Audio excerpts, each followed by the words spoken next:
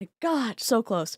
2 months since their last video, Cole and Savannah Labrant are now charging fans $6.99 a month to ask invasive questions about their kids on the Bear Fruit app. This live stream crossed every boundary, in my opinion, debating spanking, um, pornography, and their children's private lives. Does that sound familiar? It's MLM logic, monetizing intimacy, create false exclusivity, and exploit what should be protected. This isn't a complete surprise since Cole has just joined the MLM called Neolife. Let's expose why this app and the family shifting to Instagram and TikTok helps them hide this exploitation from broader audiences.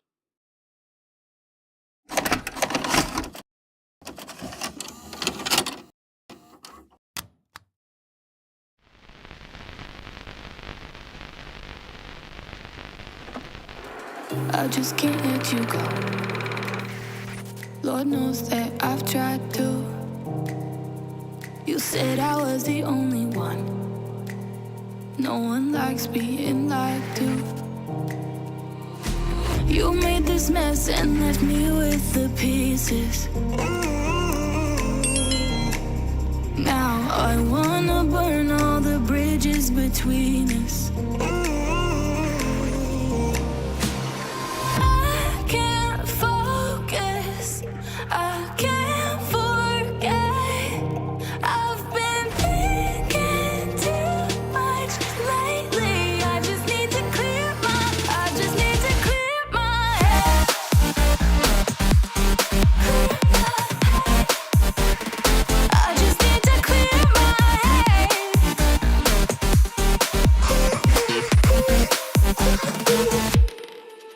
I've been stuck on your memory, but it's not like I need it.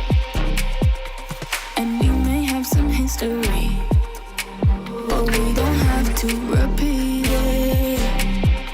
Now I'm gonna burn all the bridges between us. Howdy hey to the squirrels, our neurokin, and new viewers to the channel. We expose and shine a light on MLM scams and unethical business practices. I'm DC, an autistic MLM dropout, helping consumers and exploited individuals recognize and avoid coercive influence.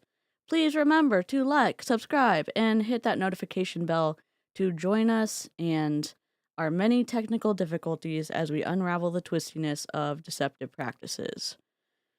Buckle up. It's the Labrants. It's their Bear Fruit app. It's wild.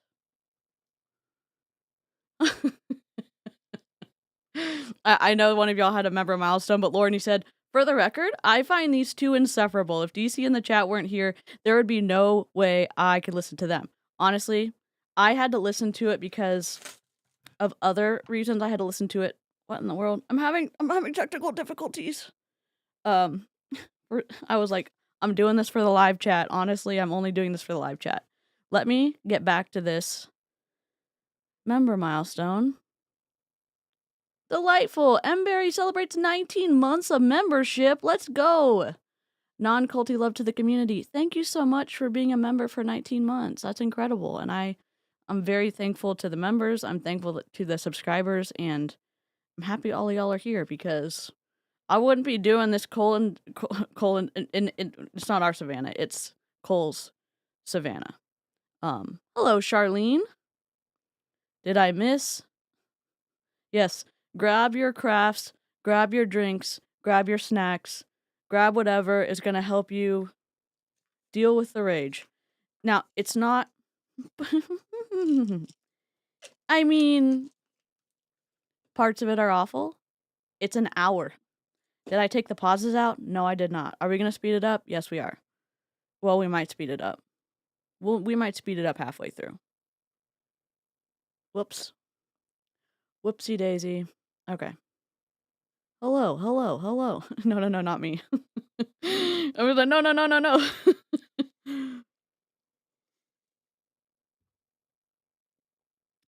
Don't forget to take your meds. Oh, I'm so glad. I'm so glad that work's been good and busy in a good way. Time to sew. Yes, grab all of the things that you can throw that will not break shit around your home. Did I miss any other coconuts? I'm singing the Lion King song right now in my head. Hello, hello. Alright. Did I turn my lights on? Dang it. There we go. Cozy. You started a new job today. Doggy daycare, that sounds incredible. Oh. She, her? I say that as a question mark, she, her. I only, in the past 3 years, I've been catching up on my education about all the things, so I sound like that because I'm scared. She, her.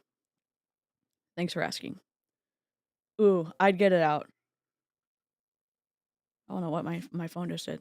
I'm nervous. Okay. It's okay. I've only been doing this for a hot minute. Where is it? This one? Nope. Sure. Okay, there's the video. Let's open this up. Where are we? I was so close. You were so close, EJ. Open. From the desktop, I'm guessing? Rip. Desktop. Oh, why is... No! Wrong, wrong, wrong. Please hold. Where did I put it? Talk amongst yourselves. Okay, what's a high and a low? Here's my high. I went to the gym today, and that's about it. Just kidding. My low, waiting to go back to the doctor for my chronic stuff, and then I guess partial up is my trainer's super understanding and we kind of hit a pause and just did some kind of stretching, or he stretched me out, so it was good. It was good. What am I looking for? Not that. Sorry, I'm new here. I'm looking for... Sometimes I export it to the desktop and sometimes I don't. Like this time. I don't know what... Okay. Open with El Media.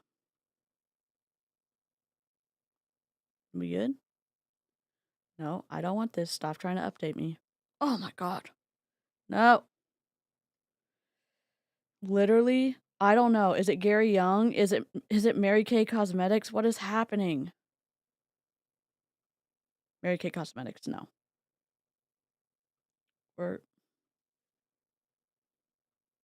Okay, you're just gonna go over there then.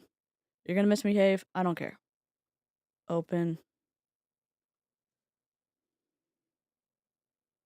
I was trying to be so prepared for the stream today, and the technical difficulties have just been slapping. Okay. I'm pretty sure this is how every... Listen, the reason the video's small is because... You know why. I'll explain it to members, but... the leaking of this video is difficult. So, that is why it's small. That's why it's small down here.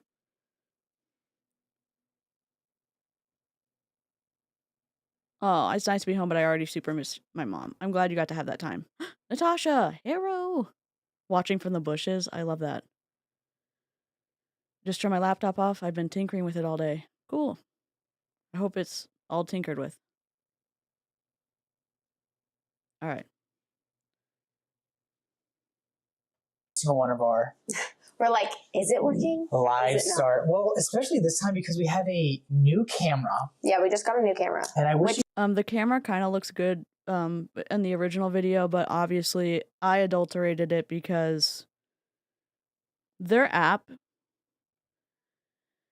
Why are we whistleblowing on this? Because they continue to monetize the exploitation of their, like, sharing private information about their kids.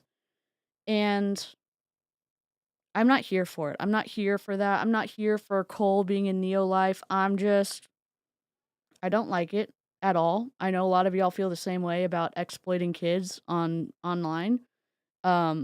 They will tell private shit about their kids every single stream.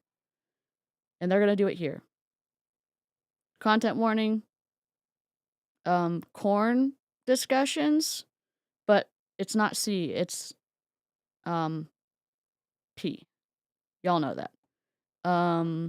They're going to talk about the second coming of Jesus. They're going to talk about prayer and trying to re-bring his mom back to Christianity because she is no longer a believer. Since the last 10 years, 10 years ago, she decided she was not going to be a Christian. What else are they gonna talk about?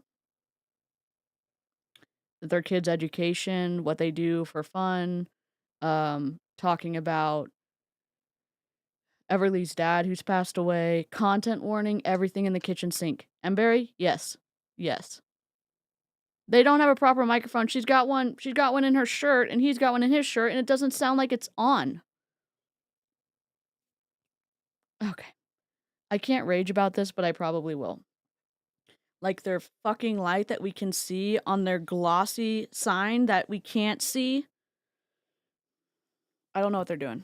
I don't know what they're doing with their life, but their podcasting is fuckery.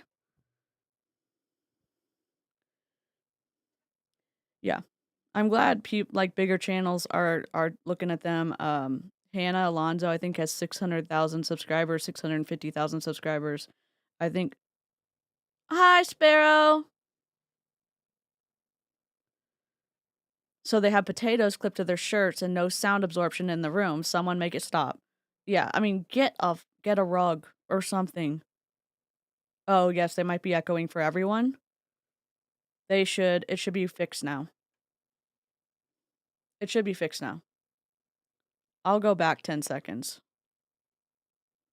Okay. I'm pretty sure this is how every single one of our Sorry, thank you. We're like, is it working? live start. Well, especially this time because we have a new camera. Yeah, we just got a new camera. And I wish you guys could see. Let us know if you can tell the difference. Because it's a nicer camera. Again, if you watch this, if you're one that watches these after the fact, probably just fast forward the first minute.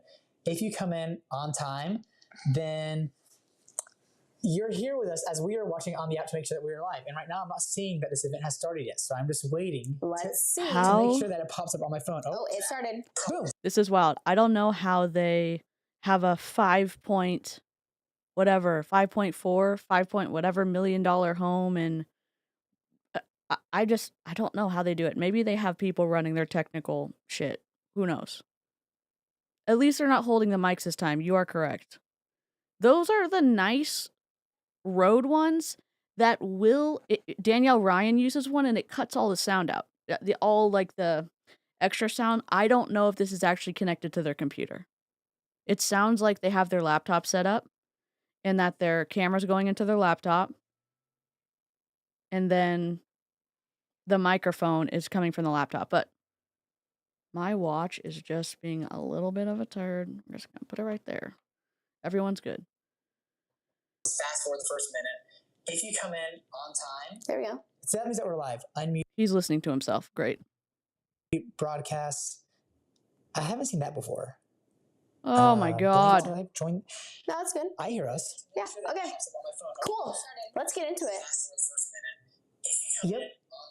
There we go. Yep, I hear you too. Okay, Yeah, okay. yeah. That means that we're live. We're live, guys. We are live. Welcome to the Bear Fruit Podcast, guys. Again, we are literally live. We are. And these are oftentimes unpredictable, especially because... Oh, sorry. When you go into the app, you cannot take a screenshot and you cannot record from your phone. I'll just say that. Yeah. That's all I'll say. That's all I will say. Also, Lizzie, I love that for your son. I hope he had a great time. The fruit is rotten. We should redo it with a rotten strawberry. Our tripod broke. It broke. So we have a brand new camera. I wish you guys could see what our camera's on. You broke your tripod, and so you had to buy a new camera? Hi, Nick. I've been running my mouth the whole time, so we're good. We're only like a second in. Right now, but brand new mic, and it's sitting on a giant cardboard box. Randy Mike, then what is this for? We'll get past it. Oh! Hey, Becca. Gosh, I'm so sorry. I could do what the bomb party Huns do and send notifications out through that teacher app that'll text you, but that might be a little bit too MLM for me. I don't know. Is the tripod attached to the camera? That one certainly isn't. And apparently they don't have the funds to get a new tripod because maybe all of it's invested in their $5 million home. I don't know. I'm being so bad today. I'm sorry. But we may do. That's why we're a few minutes late. So for those of you who watch us live, we love you guys. And we actually just got back from a date night, which is fun. We literally went and had some charcuterie.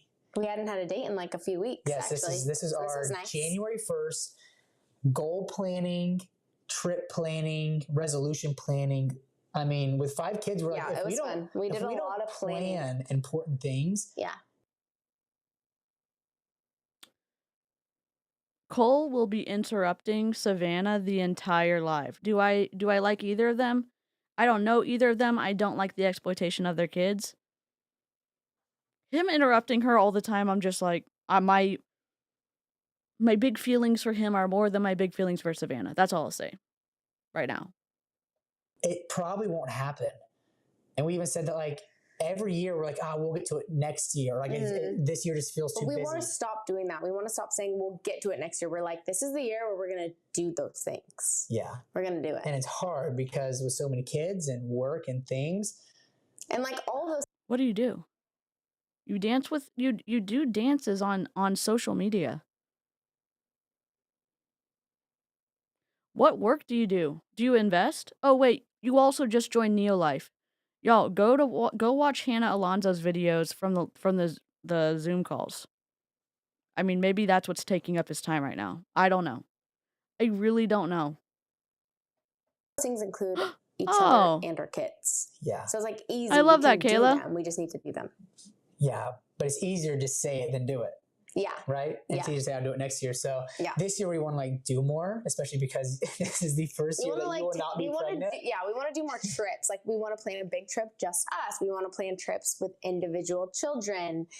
Like there's just a lot of trips that we want to try to do. Travel. We aren't like, there's like travel influencers or people who are like really good at like traveling. Yeah. That's not us. We're really good at like staying home. Yeah. We're really good at like being here. And like, I'll talk to my buddies and I'm like, hey, my January, February, March, like I'm this. out of town all the time. Like the only time I'm out of town is when everybody has a dance competition. Yep. Sometimes. I mean, I got to go on one What is wrong with my mic? I got to go on one individual trip with my parents for my 13th birthday. But again, I guess the only thing I can speak to is I've got 2 brothers and 2 sisters, so 5 kids in my family, 5 kids in their family. Just coming from a place of a lot of siblings. That's all I can bring to the conversation other than anti-MLM, anti-scam, anti-fuckery, you know? Hi, Britt! And that's it. So we're going to try to do like more, we're going to be a little bit more, what's the word? Adventurous this year. Proactive. Yeah. Well, because you're not pregnant. Yeah. Guys, we had the funniest pregnancy scare. Oh my God. Have we talked about that? No. Guys, we recorded it, and maybe I'll comment if I should upload this on my Instagram. Because honestly, we recorded it, and you know me, I want to put it out there because I think it's hilarious. We thought Savannah was pregnant, like so much so that I recorded myself going to get the pregnancy test with Sun. Yeah, so long as it's all fair. And again, they've got the money to be able to do that. And I will say I respect Savannah for what she says later on in the video about wanting to make sure that all the kids feel like they never miss out on attention. And he doesn't really say anything about that. And again, that's why they stopped at 5 kids. She wanted a lot of kids, but she wanted to make sure that nobody felt that they didn't get enough attention. And I respect that. But you'll hear it later on. Yeah, I get that, Amy. I understand that.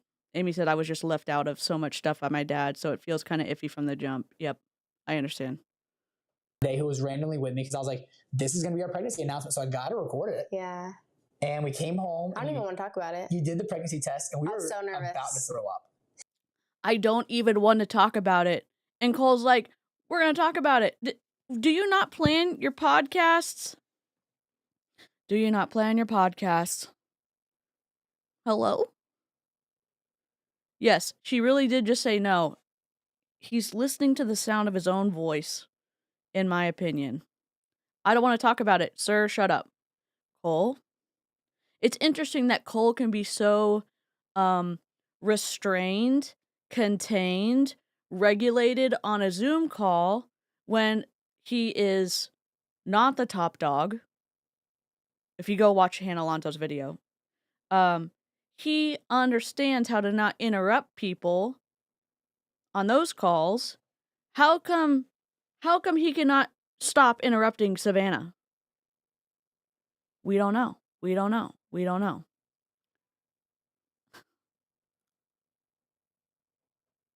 Because we just could not imagine another baby right now. Right now. And like another pregnancy, and like Blue's so little, and Blue was colic for 5 months. We're getting way in the weeds. This is Okay, but anyways, we thought I was pregnant. I'm not. But this year you're not pregnant. That's what it was. This Let year her talk. We have no planning on getting pregnant again. So vasectomies don't always work. They don't. And I have not gotten checked, and I need to. You do. I need to get my count checked. That's how vasectomies work. But we are being careful. TMI. So TMI. I mean, we're fine. A little bit. We are being careful. This app is rated 18 plus because they talk about everything under the sun. Because misogyny. Yeah. Buddy, don't let him fool you. Mary got pregnant. Oh my God. He's talking about Mary from the Bible, the mother of Jesus. All right, go into the questions. Sarah got pregnant. People are waiting for the questions. They want to hear Do you the want to questions. share any? I think Sarai changed her name. Well, God changed her name. Whatever. I don't know. Changed her name to Sarah. I'm sure one of the pastors or one of the theologians in the replay crew is going to correct me. And then Sarah got pregnant when she was, what, 90? Oh, Melissa's going to know. And now Cole's like, oh, this is so fun. This is so fun. And it's like, stop, dude. Read the room. Your New Year's goals and resolutions before we get to the questions? Yeah. And also, I feel like we should ask just shared them. these at our date night with each other too. We did. And they were kind of fun. First off, I want you guys, I want every single person on the live right now, I want you to comment your word for 2025. Yeah. That was something that we went into. So I want you guys. It's interesting. This podcast audio, my soul is crying right now, and I'm still trying to get my audio right, but at least like my microphone's connected, you know? That's all I can say. Welcome to my channel. We have technical difficulties. Sometimes I mute myself, but at least my microphone's connected to my computer. I don't know what's happening. It's so scummy, so scummy. I want Quality time. Yeah, and guys, if there's ever any glitch or anything going on in the live, close the app out, reopen it, and it should join you back in perfectly. Boy. It should. Delightful. Okay, I want you guys to comment your word. Yeah, comment your word. We're going to go over our words. We're going to read some of your words. My word was quality time. Turn off your reactions. Yes. I'm seeing a lot of family, faith, intentionality. That's kind of where mine's at right now. Savings, it's like patience, being intentional with everything. Adventure from Anna Luke, peace, patience, and trust. That's good. Faith. Okay. Explain your word because with 5 kids, with any amount of kids, with 1 kid, this could sometimes not happen, you know, just with getting into the schedule of life and all the things. I want to be really, yes, Alyssa. And I feel like we're pretty good about this. We are pretty good about this. But I want to be even more intentional with my time. So I'm going to speed them up. I want to make sure that all of my kids are getting so much time with me that they don't ever feel like, oh, I'm never getting that time from my mom or my dad. I want them to always feel like they're getting enough of us because we have a lot of kids. And I don't ever want my kids to feel like oh, we had so many siblings, my mom never paid attention to me, or my dad I never like paid that she attention to said me, that. or nobody was ever at my dance competitions. Nobody was ever at my soccer games because there's so many kids. Like, I don't ever want my kids to say that. That's like my worst nightmare. And that's also why I was so on board. And I don't want to say, because people have more than 5 kids. So I'm not saying this in like a negative way, but for me, I just want to. She basically, Savannah, they've been married for 8 years. They have, so 4 kids. So and maybe they were just trying to do them all while she was young. And this is fine. I mean, I have 2 brothers, 2 sisters. I'm not saying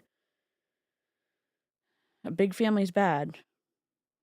She basically had a kid, then got pregnant, then had a kid, then got pregnant, then had a kid, then got pregnant, or whatever. They're all really close together in age. And I'm going to try to be fair, I like that what she said, that it's my worst nightmare for the kids to be able to feel like they didn't get enough attention from me. I mean, I have an eye roll for Cole, but look at this. Look at him like smirking right now. And she's trying to be serious. It's fine. It's not fine. Ugh. Be so intentional with this amount of kids that they never have a negative, and they're going to say negative things. It's just going to happen. But in that capacity, I don't want them to say that there was too many kids that my mom didn't have enough time for me. So I just want to be really intentional this year on giving them all that attention that they need, whether that's me showing up to more dance competitions. I mean, I go to all of them, but you know what I mean? More things here and there. Me showing up for Zealand when he really wants to play with his monsters in the family room. And sometimes I'll be like, oh, I have to go clean up that closet. Like, I really need to go do that. But I'm going to go sit there and I'm going to give Zealand that 30 minutes because that means a lot to him. So just being more intentional on my time. Yeah. You do a great job, honey. Thank you. You do a fantastic job. But I really, that's like That seems so genuine, Cole. Maybe this is his like in front of the camera face, because he's different on a Zoom call. Hello, Knowledge. Yeah, we had all of us teenagers at the same time. It was a lot. We were all, developing our personalities. There were hormones. I mean, it was a lot, but we had a good time. And we have a really good time when we get together. So we still like each other. Jen, I'm late for a very important date. No time to say hello, goodbye. I'm late. From her, obviously, not him. Yeah. Number 1 is just being really intentional with parent guilt is a real thing. Yeah. You can do the best that you can, and then at the end of the day, I'm always going to have parent guilt. At the end of each day, you're always like, ah. Yeah, we're always going to have it. It's always going to happen no matter what. I could give my attention, 99.9% of my attention that day to my kids, and then I'll still feel bad about that one tiny little point we got frustrated. that I got frustrated and was mean. Oh, no, for sure. I know you're not being snarky. I took it as a genuine question. Because it's important. It's like, what are you going to do? How are you going to manage that? I mean, you go in with a plan. That's for damn sure. Sarah, hero. And like, I'll dwell on that. Yeah, so it happens all this. It's because you do that a lot. So that's why. Let her talk. But you know what I mean. So quality time and being intentional with all my kids and their time. My word, and it's because I look up to Savannah so much in this, is content. We were just talking about this on the car ride home. But just becoming content. And there's a fine balance of being too content that you become lackadaisical. Because you don't want to be lazy. Yeah. You don't want to be like, oh, I'm like so content that I'm like never going to do anything. But it's like, be content where God has you. Like, being content is peace, joy, happiness in your circumstances. It's like whatever you're in, whether you... I love that, again, we are seeing this. We're seeing this situation where if I know there's ethical Christians in the chat who go to therapy. I love that. I love that for everybody. In my opinion, there's no negative emotions. It's information. What I've seen, what I grew up with, that I picked up on in the church, I don't know if my parents, I don't think my parents, maybe they think about this too. They think that happiness, joy, what are the happy emotions? We don't know. Why am I nervous?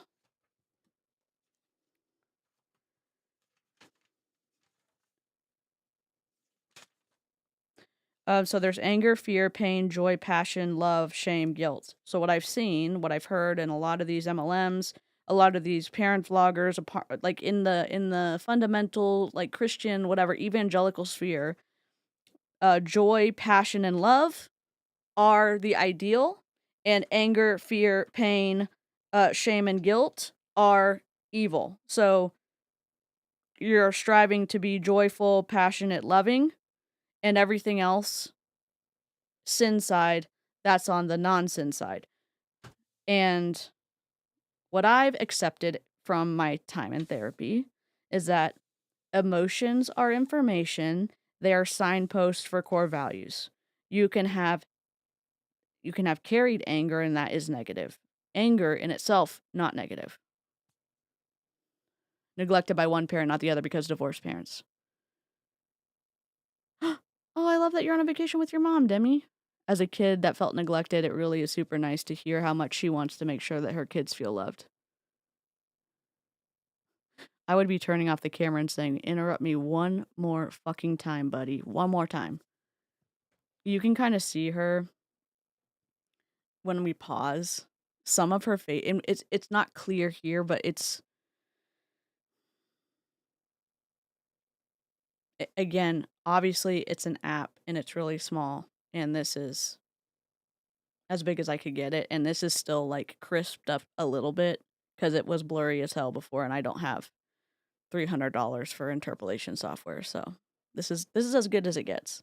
But you can look at her face, and sometimes when she's reacting and not saying something to Cole, you're like, you chicken nugget, sir.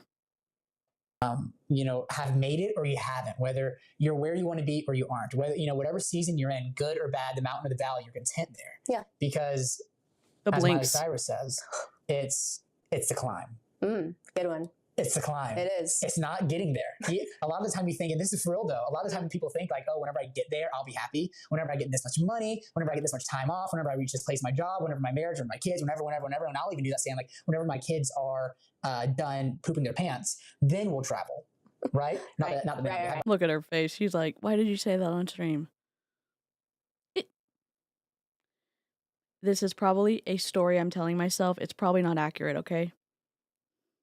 It comes across, and I am saying that I could be so wrong about this. It comes across that Cole is hypothesizing about being a parent, and Savannah does all the parenting. That's the way it comes across. That's probably not how it is. Because they have 5 kids, and it seems like you wouldn't continue to have kids with a chicken nugget. I don't know.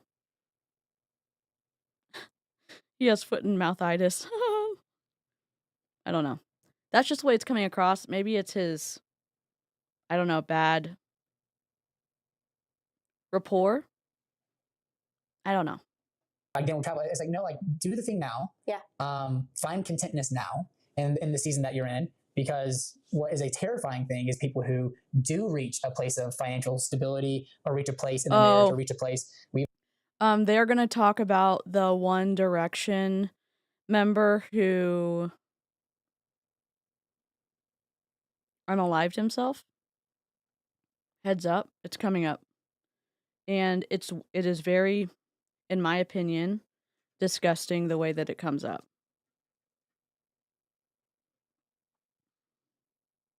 Maybe he's just immature.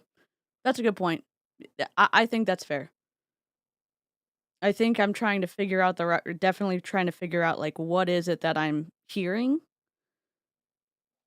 in the way that he talks about it. It might just be his in front of people persona. Yeah.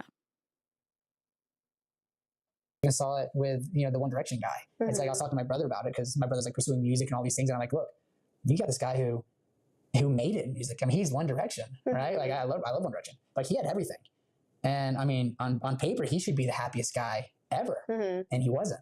Yeah. So like, what a miserable thing to get there and realize, oh, I'm still not happy. So like, if you're not happy where you are, so that's a long-winded thing, but just to be content where you are and not feel like you have to have X, Y, and Z to be happy. Yeah. Because then you could have X, Y, and Z and still not happy. And then you're like, wait a second, I'm supposed to be happy. And that's why you can be compassionate towards yourself, but this is another story.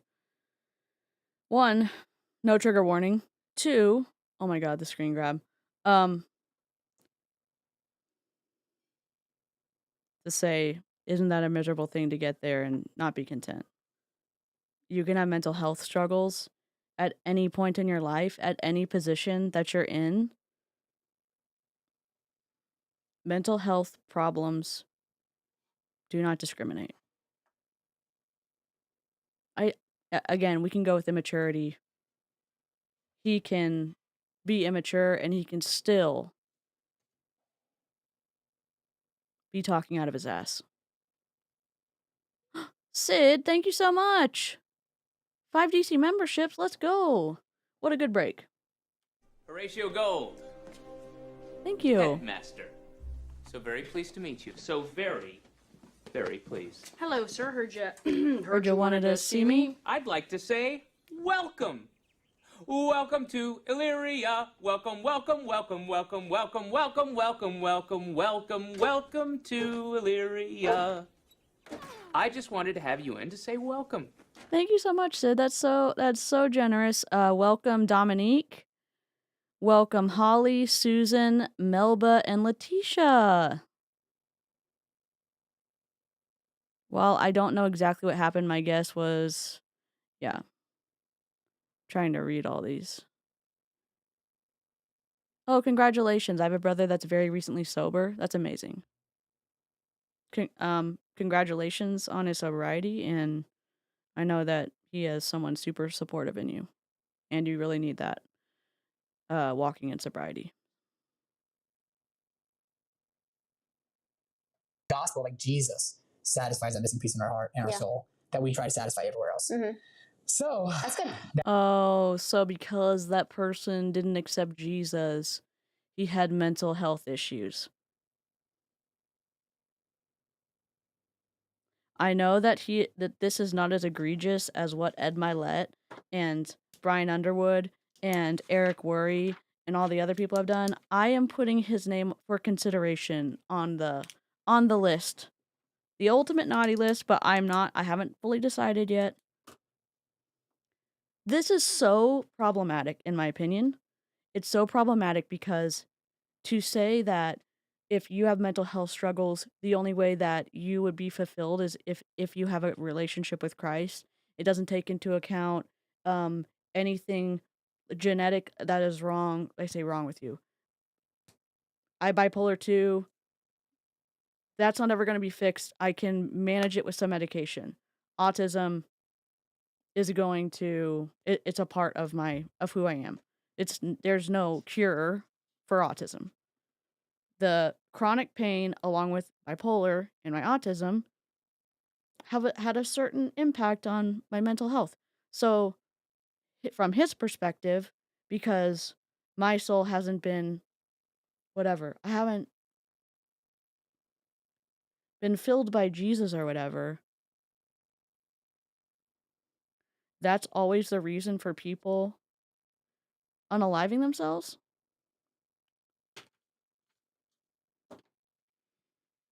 We don't do ad hominem here.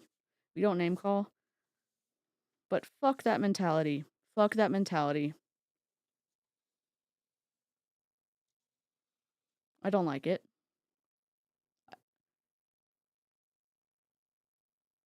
I'm gonna regulate myself while we listen to more fuckery.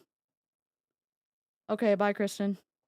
That was some of our goal planning. I also want you guys to comment when you die, because you will die. I'm gonna read some of these. I know y'all's we're reading y'all's. We have it all saying right here. We have these. Yeah, if I'm ever looking down, it's because I'm trying to like.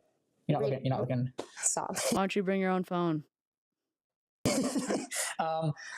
You will die. We will die.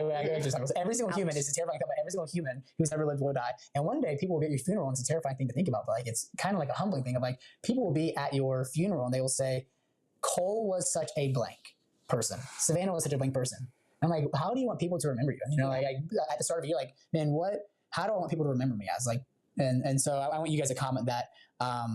As that's just like a really powerful thing. Like, I hate that. As somebody who's very like hermity, I'm kind of hermity. My thought is nobody would come to my funeral. And nobody would say anything about me because I'm a very private person. So when people like this say like, oh, be the type of person that people who are close to you, what would they say about you? And be the type of person that would have, one, a lot of people come to your funeral, and two, that they would feel that they would say all these things. What do you want them to say about you? I don't know. Maybe that's just my brain. I don't like that question at all. I do not want to answer that question. Good night, Holly. Sorry this is fuckery. I think it's even twistier because he is gonna be very close with people in his MLM. If you haven't watched Hannah's video, people at certain tiers of inventory are going to get access to Cole's phone number. And they have to not only be at a certain inventory level, they have to be accepted via applications to be able to be on his team because of his fan base. That they don't just want anybody being close to him, whatever. And the inventory levels are thousands of dollars. And I'm saying that in MLM, it's twisty. You have coercion, you have destructive influence, and this is the person who's going to be influencing you on his MLM team. Yeah. You're good. It's difficult because I openly talk about my diagnosis, and we can, it's a easy ditch to fall into. And I need to make sure I regulate myself so that I can set a good example for the chat, because Cole's wild. Going into this new year, what habits and things, and I'm saying this for me, like what things can I do that when that day comes, that the Lord called you home, that people can that Cole was this person, because that doesn't happen unintentionally. It's only going to happen by doing things, by certain habits. So comment. Why don't you stop exploiting your kids for money? Why don't you put that money in a trust fund for all your kids, especially Everly, who has done more to grow your YouTube channel than you or your wife?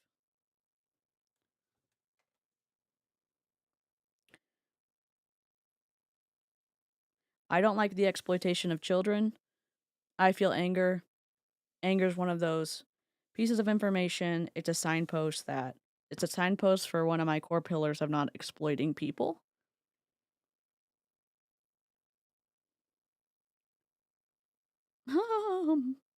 It does, Genevieve. Yeah, and again, when we look at chicken nuggets like this, chicken nuggets is the only name calling we do, other than we can say fuck thinking like that. We can say fuck, but we don't say fuck you, except to Ed Milet and Eric Worre and Tony Robbins and Brian Underwood. But that's just a short list. It's difficult to be regulated when there's people like this choosing actions that take advantage of others and also religiously manipulate others. It is twisty. It's very twisty. How you want people to remember you. We're going to read through these as well, but we're going to get into some of your guys' questions. Again, usually we do the top 4. How this happens is on our app, on the Barefoot app, you go to the live, you click live at the bottom, you click questions at the top, and you guys submit these questions. We're not claiming to have the answers. We say this every single video, but we are just friends of you guys who are blessed to have a lot of mentors in our life who poured into us. And if we can have a conversation with you guys, like as on a double date or whatever that situation is, where you guys are asking us questions, and we're just letting you know what has worked for us in our situation, our thoughts. So this isn't, don't take this to the bank as like this is truth. This is I'll take it under consideration, Nick. As we read through these, and you guys get to comment, you guys get to upvote each other's questions. So you guys voted on the ones that you guys want us to discuss, to talk about, and to try our best to answer. So, and hopefully from a biblical, God-honoring perspective. So we're going to answer the top. TLDR, spoiler alert, it was not biblical. It was not God-honoring. I'm not a theologian. I'm just saying, when we listen to what he's about to say,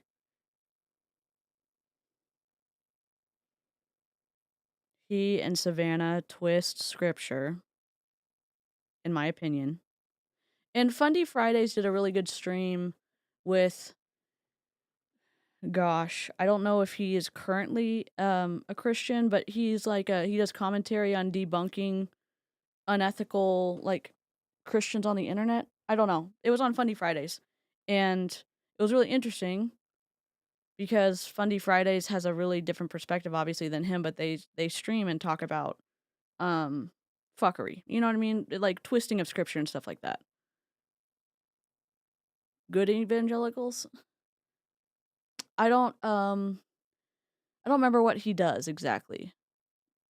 I was just listening to it. I didn't mean to say Let's see.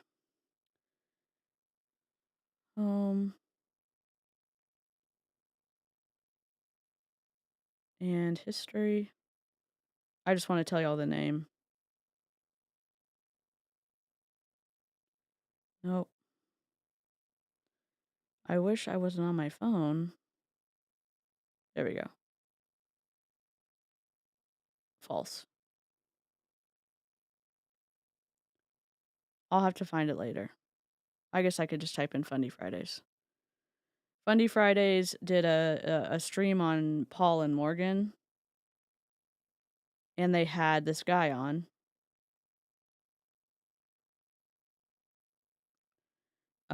No, it wasn't Jordan McKay. It was oh yeah, the new evangelicals. I'm sorry. I understand what you were saying now. I know I'm so frustrating as a streamer because I don't look up.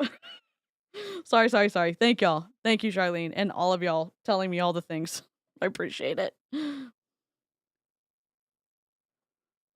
Top ones right now. Let's dig into it. All right, ready, honey? Yep. This is a fun one. Top 5 screen-free activities for kids. I like that one.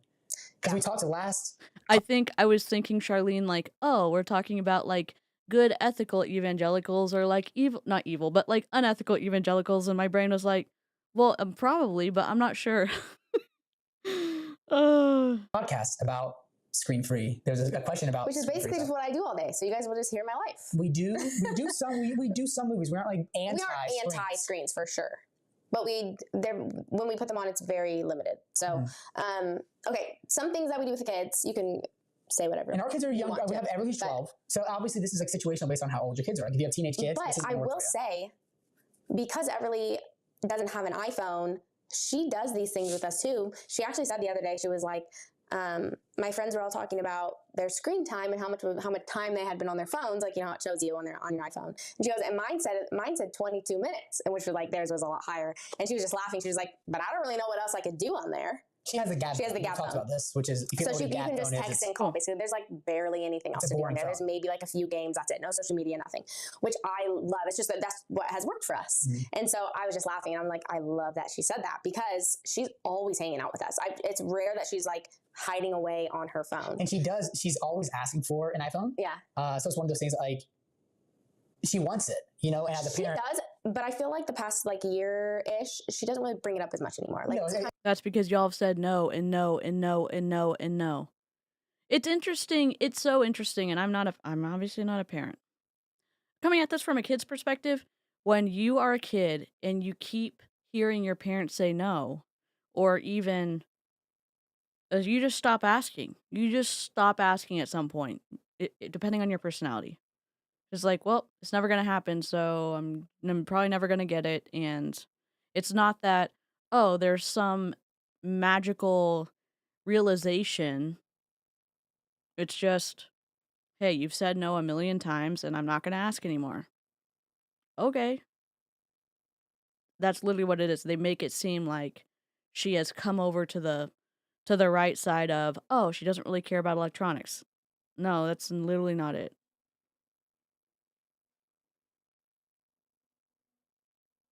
Oh, yeah. I think that... Wait, what? Sorry, I'm missing some of the chat. I apologize. I'm not doing that well at multitasking. Yeah,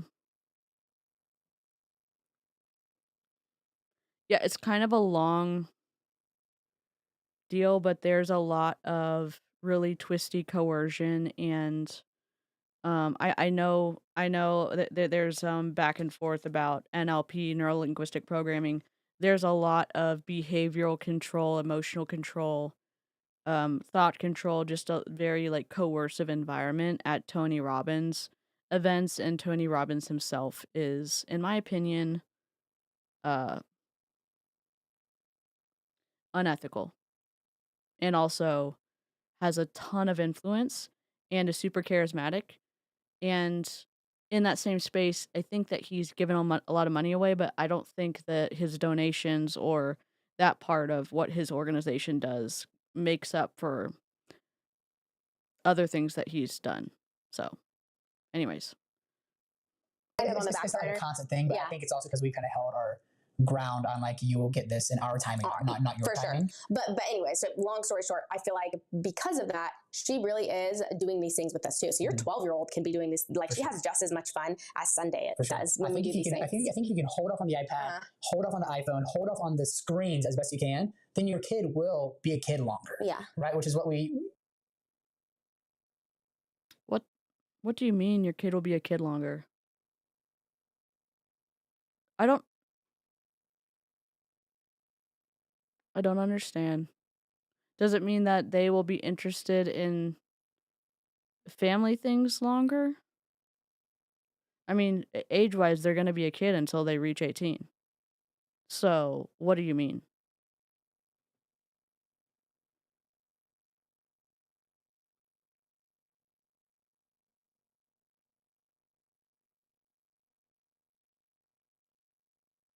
Oh, I like Mean Cat. I really like Mean Cat. So if y'all want to watch it, Mean Cat's great. I'm probably saying his name wrong. Yeah, and here's my... Can I just say this twisty thing? If you're not going to be able to teach your kids moderation and containment of technology at home, where do you think they're going to learn it? Where are they going to be able to navigate technology in a way that is safe for them and others if they don't learn how to do it at home? That the parents are not the ones, like... I understand holding off. I think that when you look at some of the studies out there, I don't disagree with them. I just think it's an important part of the way that society is now, because technology is everywhere. And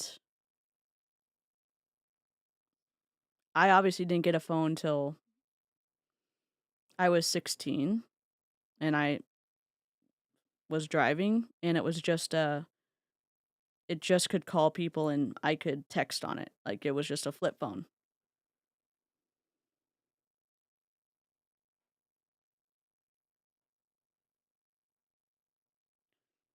I don't know. I just... And the only reason I say that is we were super, like, healthy eaters growing up. And then when I got out and made decisions myself, I made really bad decisions with food because I was like, well, I'm never going to get this again. That was just my thinking. Again, also impulse control, difficult.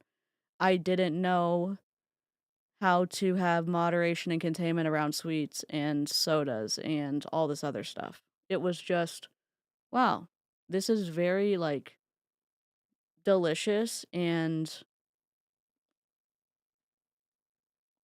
I view some of that self-control is maybe something that I should have asked my parents about growing up, but you don't know what you don't know. So, ban phones until kids are 18, then let them loose on the internet with no experience. What a wild suggestion. Yeah. My dog, you saw his tail. What are you doing? Goodbye. His tail. You could call it. What? I don't have anything. He's leaving. I don't have any food for him.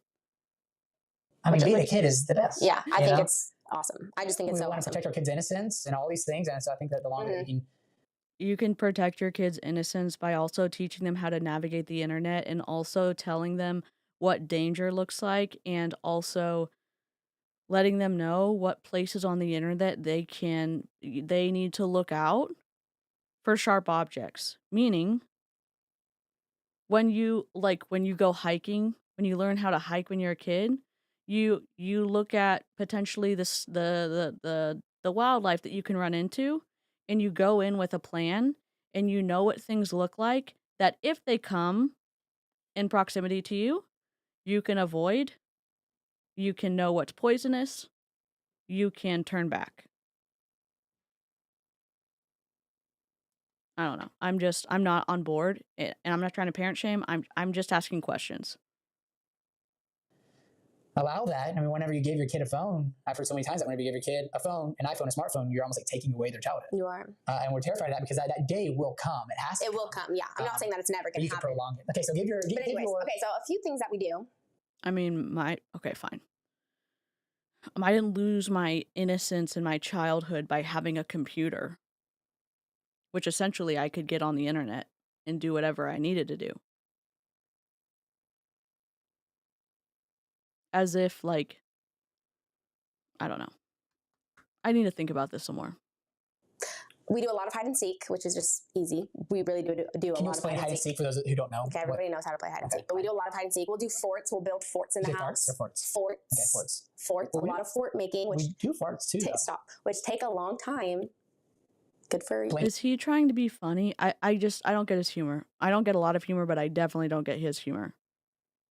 Forts and box forts. Yes. 2 kinds of forts. Oh, you give a kid a box. I've given boxes to all the kids before. Yes. You can give them markers. They will. I super resent the whole iPad kids trope because most of their parents are millennials who are working probably a couple of jobs to support them, but also we grew up with instant messenger, and if you know, you know. Yes. Yep. Make their box fort awesome, and then they will play in those box forts for like an hour and a half. Have we done it before? It's Our awesome. kids love making their own house. Okay, we also like a lot of like 3 color marker challenges. So like I have them all close their eyes, they pick markers out of a jar, and they have to use those 3 markers to make a. She seems like a super hands-on parent, which is surprising for family vlogging individuals, and they have stepped away. It seems like they have stepped away from family vlogging, but they are still, in my opinion, exploiting their kids on social media via Instagram, TikTok, whatever. And Everly has an Instagram, Cole has an Instagram, Savannah has an Instagram. I think maybe all their kids have an Instagram. So it's not that the YouTube has, because the YouTube has slowed down, that they're not getting exploited anymore. We just see less of the day-to-day, so we have a more limited insight to potentially what could be happening at home. Are you also going to ban, like, audiobooks? Probably have a limited what they can read, because, you know, books are dangerous, apparently. I got my first phone at 10 because I got sick around then, and that's when I was first allowed to ride the bus. But it was a Nokia brick. What a good phone. That was iconic. Drawing, and then I pick the winner of whose looks the nicest with the 3 colors. Sometimes people get really upset, and it's fine. It's just life, you know. A lot of kids, there's a lot of competition. You know, you get a kid that cries because theirs didn't win. I'm like, hey, that's life. Sometimes you know. Sometimes you're a winner, sometimes you're a loser. For sure. And you can't always be a winner, kids. You're not always a winner. All right. Okay, what else? Everybody doesn't get a trophy. Homemade Play-Doh. A lot of homemade activities. Like if you look on Pinterest nowadays, you can find so many things. We bake. What about she has a Gab phone, which you can put the parents can put numbers in through an app on their phone. And so if she has friends, they can have their phone number in it. She has obviously her parents, she can call 911. She can text on there. It's just their parents have to be the ones to put her friends' numbers in, which I guess could be kind of embarrassing if she's the only one that has a Gab phone. But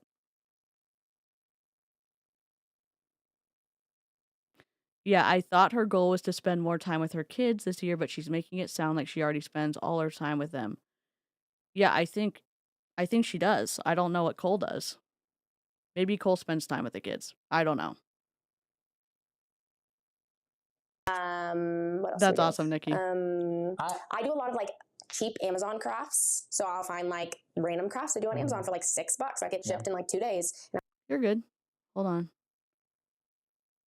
Yeah, no, they're all over the place, kind of like my streams, but it's like they don't, for a podcast, it is not linear. It's not it's very confusing. So if you're confused, I'm probably definitely confused.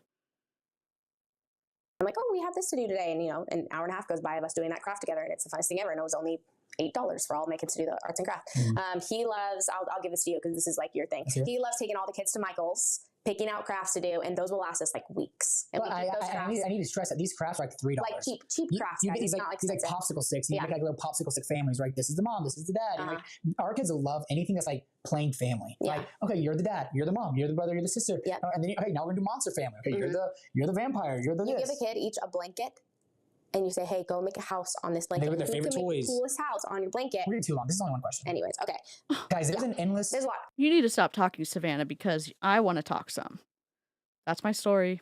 I'm sticking to it. Let her talk, dear. Maybe it doesn't make sense for them to talk over 45 minutes because they're getting $6.99 from $6.99 from 20,000 people. That's probably too little of money for them to be streaming over 45 minutes. Also, I'm a big fan of letting your kids be bored. So I'm not always entertaining my kids. Sometimes I have to go do something too. Like I have to keep our house a little bit in order. I have to go clean out closets. There's some days where I have to go do stuff. And I'm like, hey, you guys just are going to be bored and you guys can figure it out. You guys are big kids. You guys can figure it out. Balance. If you need me, come get me. Now, obviously, Sunday's a little different because she's only 2. But she just kind of followed me around. But the other kids, like, you guys can go be bored. Posey will go get scissors and make arts and crafts around the house. I'll make snowflakes. Yes. Sometimes I'll find tape on random things in my house. And I'm just like, that's awesome. I love when kids are just bored and they just find things to do. Yeah. You don't like that's cool. Overly neglect your kids. Whether, like, but like there's a fine balance of like playing with them enough and like fulfilling their cups enough and having all these fun activities, but then also filling their cups enough. Boy, he already has the MLM lingo down. Oh, be bored. You know, like they can fit. Like when I was a child, we got to go outside and play imagination, and we were allowed to ride to the park on our bikes when my sister and I got old enough, and take all of our siblings with us without parents. Old enough meaning like we were 12. Well, 11 and 12. We played a lot of different things. My sister and I read a lot, and then we would have imagination time and like act stuff out and for extended periods of time. I have issues with children playing family roles that they aren't. That's a good point. I think maybe it's natural to mimic what you see around you, but I'm not a psychologist or anything like that. But kids are trying to figure out the world as they grow up, and if they but again, if they're getting pushed into that by Cole, then that's twisty. I think some kids naturally do stuff when their brain is, figuring out the world. I think an hour a day of letting them be bored by themselves and figuring out something to do. Hey, mommy has something to do for 1 hour. I'll be here if you need me, but you guys just play. And I think that's good for them too. Yeah. Yeah. Okay. Next question. You ready? Yep. Okay. How do you stop little petty arguments? Between each other or with the kids? I would assume that's within a marriage relationship. It could be with kids. Yeah, well, I guess we'll just do it. You and Harry sometimes get into it. We do. Because everyone's in like so close. I mean, we are too. Yeah. But it's we're like best friends, or we're like arguing like we're like sisters. You're starting to see it with him being 12. And then 3 seconds later, we're like best That's friends. true. He's always laughing at us. He's like, you guys are so weird. That's a good point. We were just told to go outside and play. Which meant like we needed to go play. Ride bikes. Do our little skip jumpy thing. I had a pogo stick. We'd play Robin Hood. We'd catch lizards. We'd rescue turtles. Stuff like that. I think that's what Gigi too, her grandma. She does. She does, for sure. Which is funny. Okay. Between how do you stop little petty arguments in a relationship, in a marriage?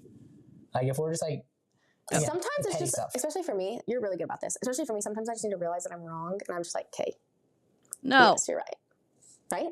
So, hell no. I need to rewind this. This is just me, and I obviously should not be the standard of anything, but y'all who have I'm gonna go back a minute. Let's do it. You and Harry sometimes get into it. We do.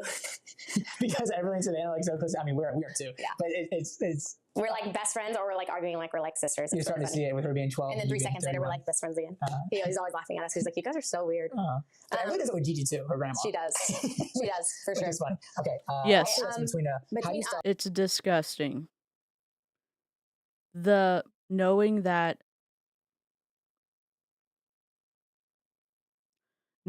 people who are a danger to children follow your kids on their social platforms and not doing anything to protect your kids' privacy, that is fuckery. Little petty arguments in a relationship, in a marriage. Like if we're just like, again, sometimes it's just, stuff. Especially for me, you're really good about this. Especially for me, sometimes I just need to realize that I'm wrong, and I'm just like, okay, yes, you're right. Right? Sometimes it's as simple as that, as just being like, okay, yeah, you're right. Yeah, whenever. But it's hard to do. Whenever you're in that mode. It's hard to do, but you're really good about that, and I feel like I've gotten better. Yeah. You are good about being like, yeah, I see your side of this, you know? And I see your side of it, and I see why you see it like that, but here's why I see this side. And then maybe being like, yeah, I totally get that. And maybe we just don't agree. Maybe we kind of agree to slightly disagree on this topic, whatever that may be, but we both see each other's sides, right? Yeah, well, and because it's less about just like getting in your head, especially in a marriage that you want to work. It's not about being right. Yeah. So like there's time. Maybe this is my autism. The only thing that I can say is you might be right, or you might be right. That doesn't work for all the time, if that makes sense. I mean, they both have a right to have different preferences and beliefs in one another. They don't have to agree on everything. Oh, God. Times where like I think I'm right, or even in my head I know I'm right, and same with you. You think you're right, or you know you're right, and I think I'm right every single time. but the little petty argument is not about proving your point and being right, because like, oh great, you're right, but now you're married, but now your wife is mad at you. Yeah. For the next. I don't understand this. I don't understand.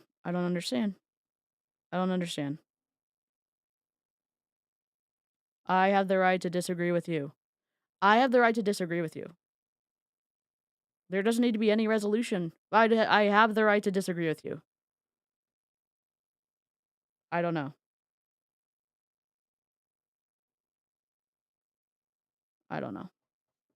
Day or two. That's not worth it. So it's like what's most important is like finding a common ground, finding a place where I can apologize, I can see your side, and meeting someone. You have to both be able to communicate with each other. Yeah. I was not always a communicator. He's always been a communicator, but I can tell you from past relationships, I was not a communicator. I would just be like, oh, it's fine, we'll just ignore it, and I'm okay. And then the next day it's like, whatever.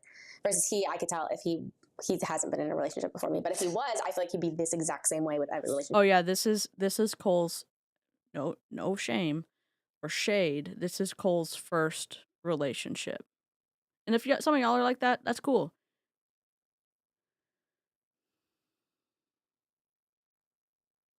It's interesting. It's interesting to consider. He's just a communicator. He likes talking about things. Yeah. So he taught me that it's good to talk about things, versus I feel like I taught myself for so long to just be like, if you just ignore it, it will just go away. And that's so not good. Yeah. Right? Yeah. So I've taught myself to like not let things build up. If I can sense that something is building up slightly in me, I tell him. I'm like, hey, here's what's happening. And sometimes I don't. And sometimes there's the situation where I just kind of blow up, and it happens. Yeah. We'd be interested to hear your thoughts, because obviously we're 8 years into marriage. If you're married, how do you deal with little petty arguments? Comment it. And if we see something that we like, we will. But just really. Yes and works. Saying yes and this instead of yes but, that's a helpful tool.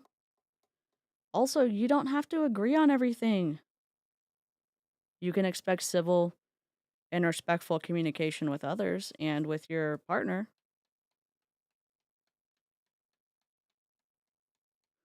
I'm not going to get dysregulated over this. Really be open to communicating about it, even if you don't want to. Because I don't want to. I don't like talking about things. I really don't. And he's taught me to talk about things. Yeah. It's really good to let it out and talk about it.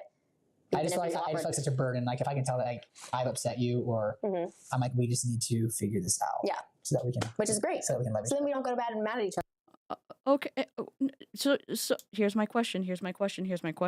So you're telling me that you would just lie and say the other person's right so that y'all can like be happy and go to sleep like peaceful, won't that build up? They're like, oh, it doesn't matter with small things.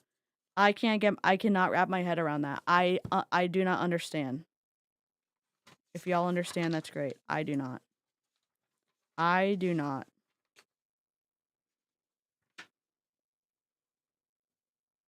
I really don't. And angry and sad, and then wake up like awkward the next morning. Yeah. Or, Melissa's like, or, hear me out, therapy. God, yes. Yes, and find a therapist. If you're neurospicy like me, if you're neurodivergent, find a therapist who has experience with autism, ADHD, and not just knows of it, but actually has worked with people, because marriage counseling with somebody who actually understands neurodivergence is a game changer. It's not the same if the therapist doesn't understand about that, in my opinion. Which happened 2 nights ago. But Love it. Yeah, my single, question. my therapist for myself specializes in it. We haven't found a marriage one yet. Let's see. Does either one of you like to spend more than the other financially? Do you guys ask each other before making a purchase? I mean, you spend more than me. Yeah. On Amazon. On Amazon Arts and Crafts. She also takes care of all 5 of your children and homeschools them, so. On Amazon activities for the kids. We will have an endless array, especially from middle of November to end of December. I mean, honestly, the Amazon truck might as well just live at our house. It is now, but he's shading her on a public live stream about his, like, he's laughing off how much she spends, but she literally is gifting stuff and getting stuff for the kids for Christmas, for his family members for Christmas, and her family members for Christmas. It seems a little passive aggressive to me. And it's not just, oh, it's so funny because I'm laughing about after I said it. Like, no, it's still.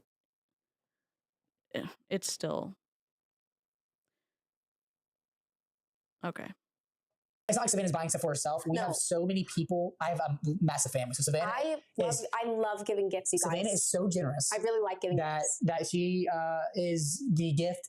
Giving gifts is one of her fabulous traits. We actually joked that this Christmas season. Thank you. I thought that she might have been possessed. They actually called me Savannah Claus at Christmas.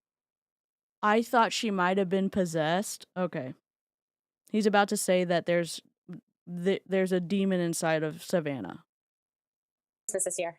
She's either Savannah Claus or, okay, I don't know if this is like bad to say. I thought she had a Christmas demon. And I was like praying against it a little bit because I was thinking that like around the Christmas season, she's like, presents, getting more.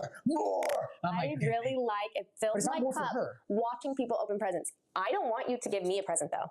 I tell him this all the time, and my kids, I do not want, I just don't, and I know people probably don't believe me. I really do not like getting gifts. It makes me feel awkward. I don't know what I even would want. I just don't like getting gifts. I love giving them. Like, it's for me, that's like a newborn baby. Mm-hmm. Just giving people presents. I love watching them open presents. Yeah, and honestly, this is one of the 2 things I can really only think about that we disagree on. We do. Is gift giving in regards to, especially our kids. I like going big on Christmas, guys, and I like going big on birthdays. Sure. Those are the 2 things I just think that it's Jesus' birthday. I can go so big. Is that where you're going around? I know we don't do I mean, sometimes we do religious stuff. The perspective about Christmas for one of the perspectives, a snippet of a perspective from some of the people that I know, my parents too, is that, and we didn't go big on Christmas just because 5 kids, you know what I mean? But the gifts were a representation of something that we couldn't earn ourselves, that was just not a surprise and delight, but similar to a gift we didn't deserve, like Jesus dying on the cross. Like, we couldn't deserve that. You know what I'm trying? I'm probably not saying it right, but her perspective is similar to that. So if you don't have any experience with Christians or Christianity, there's some perspective behind that. And I know, like, all the holidays are up for debate and where it stemmed from. I don't have the spoons to have that conversation. Y'all can respectfully duke it out in the chat. I'm just trying to give y'all a little bit of insight, maybe a piece of the puzzle to understand Savannah a little bit better, because we don't really care about understanding Cole. I'm joking, Cole, but I do not like how you exploit your kids online. To give gifts on his birthday. I just know it. It's Jesus' I know birthday. Yeah, okay. Come on, if you feel me, let me know in the comments. It's Jesus' birthday. We gotta get hype. Okay, we get hype for our yeah, birthday. that's true. It's technically not Jesus' birthday, but okay.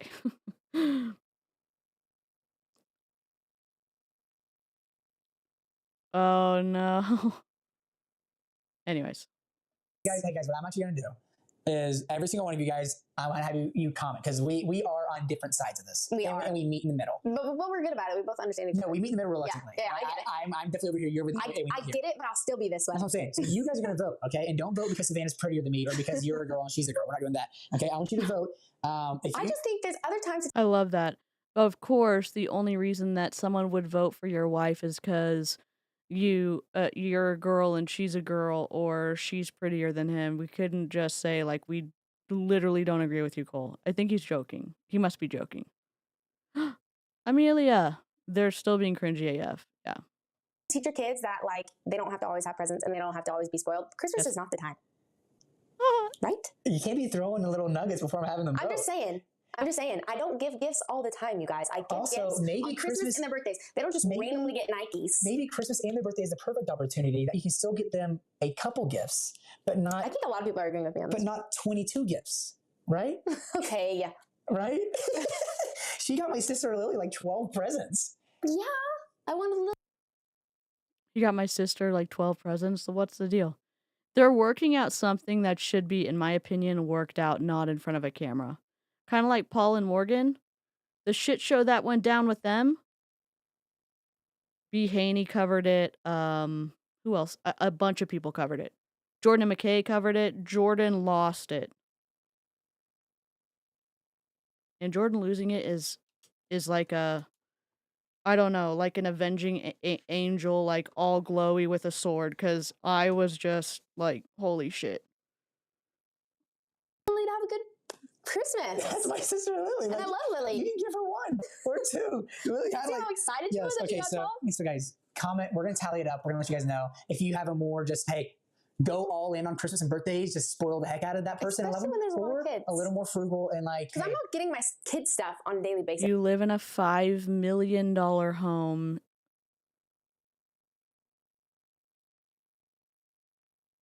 I don't know. Just like, obviously the percentage of what you can give your kids is different than a percentage of what, middle lower class can do, for sure. Whatever you want to do as parents, that's fine. Even a week. But honestly, 36, but last year I had 37. Yes. Jordan's a therapist. Yes. Yeah, I know. Jordan was like, and Jordan didn't want to react to the video, but the audience wanted them to react to it, and so they ended up reacting to it, and Jordan was not there for Paul, and I loved it. I do love Savannah's Christmas. It brings out the inner child. I mean, like, all those presents under the tree, it's so much fun. And now he's saying, like, oh, he didn't get the reaction he wanted, so now he's saying, oh my god, it brings out the inner child in me. Well, then why are you raging on her for buying presents for everybody? Is that a type of humor where you pick on someone and pick on someone and pick on someone, and then when they don't find it funny, you say, oh, but I love it. I love it so much. Pickleball Paul. And again, it's an entirely from a... Imagine, as somebody who trained for years and years and years, not just years and years, but like 6 and 8 hours a day for 6 days a week in tennis, which is not pickleball. Paul thinking, oh, I've been doing this for 5 months and it's not really working out, and I don't know why I'm not as good as the other professional pickleball players. It's like, come on, dude. I don't know what you're doing. What do you mean you've been doing it for 5 months and you don't know why you're not as good as professional pickleball players? Read the room. You've lost the plot. Yeah. After seeing his wife and what happened in that last video that I saw, no. All the no's. Okay, I will say one thing about Paul. Selfless place. I know your heart, and Thanks, it's honey. beautiful. She's not here for it. He was picking and picking and picking on her. And then he's like, oh, but it brings out the joy of Christmas and I'm a little kid. And then he's like, oh, your heart is beautiful. And she is not here for it. Thank you. See, guys, well, it might have been a little petty argument, but we're working through it. We're working through it. We'll talk about it later after the live. There's a lot of mixed reviews here. Is there? Cole, we can't disagree with Savannah. Come on. Clearly, Paul's mommy and daddy never told him he can't be the best at everything, and it shows. Melissa, yes. All the yes. Guys, come on. I'm with Cole. Cole, let's go. Cole. Go all in, Sav. I'm going to have to really tally these up. I'm so sorry. They needed to get one of those neon signs that didn't have any reflective shit on it so that it wouldn't reflect their light that they have that's too low and it's reflecting in the plastic that's in front of the neon part. They needed the no plastic neon one. Okay, next question. Hey, it's all right. That's my flaw, I guess. I just really like giving presents on Christmas. I haven't asked you this question in a while. Okay, what? I mean, this one is a lot deeper. Have you ever heard God speak to you? What is it like? And how can you differentiate God's voice from your own thoughts in your head? Yeah. Hearing God's voice. Religious twistiness coming up. And if you're sensitive to religious stuff, you may want to hop out. And that's okay. If you want to like the stream before you leave, that'd be cool too. I would say is one of the most controversial topics in Christianity, right? Because I've been a part of churches. We both have. Yeah. We've been a part of churches, faith-based places. People even just, I mean, this is a conversation that I have with a lot of my guy buddies, is like, we'll often hear people say, hey, God told me this. And it's like, did God tell you? Like, I actually think that if y'all know Jackie Hill Perry, she said something about this topic recently that I really love, where like, if you hear somebody tell you, hey, God told me, like you're on the edge of your seat. I'm getting on the edge of my seat. Yeah. And I'm like, God, the creator, God told you this? It's like, wait, did God tell you this? Or like, is that what you think do you you're think hearing? God told you this? Yeah. So, it's tricky. It's tricky. It's a tough one. I think you can. I think you can hear God's voice. I'm not going to say that you can't hear God's voice. I don't know if I personally heard His voice. I can't say that I've confidently. I think I've. I love that. They're getting so in this, and they're like, "Oh, do we hear him or not?" Regardless, the Bible talks about you testing what you hear. I know. I'm just like, I don't know what I am. I'm just saying that there's information in the Bible about telling you how to avoid the fuckery of misinterpreting God's voice for your own voice. I do quotes. If God told you something, you might be a saint. One, if God told you something, compare it with the Bible. Number one. I don't know if I'd get my theology from Jackie Hill Perry. Oh, I don't know. Like, examine the motives. There's Bible verses for it. I'm not the person to ask about this. Like, someone in the chat or the replay crew is going to be better. Helen might be better. But I don't think, well, I'm being judgy. I don't think that God would tell you to join a multi-level marketing company. I think I can clearly say that God would not tell you to join a multi-level marketing company. You can decide for yourself. Don't say God told you.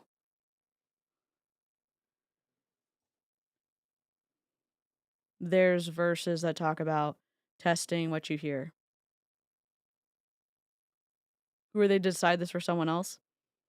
I don't know. Probably because of their millions and millions of subscribers gives them the authority to say something.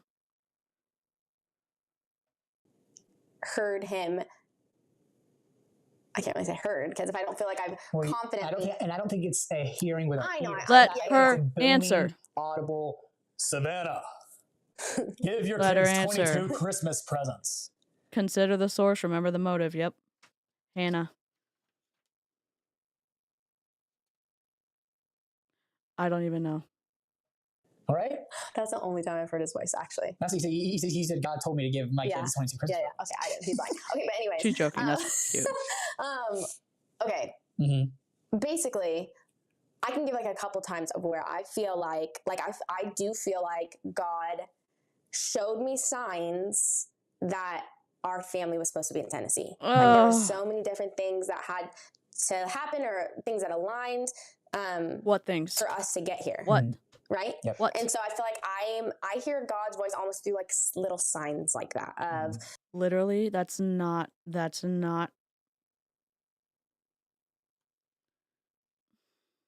okay. Look in the Bible. I don't know. I say this. Ethical Christians don't weaponize their faith against others. And if you believe in the Bible, and the Bible tells you how to test the voice or whatever that you think that you're hearing, it tells you how to do that too. And looking for signs to tell you something isn't, well, I don't think. I could be wrong. I mean, ask Julie Joe, or ask Helen, ask one of the other. I think Anna's a preacher too. Like, it tells you how to test it. But that's okay. I'm just gonna rage over here. Reading in my Bible and something pops up and I'm like, oh, that was totally God. Like, confirmation. Like versus, yes. I don't think I have hear we like a.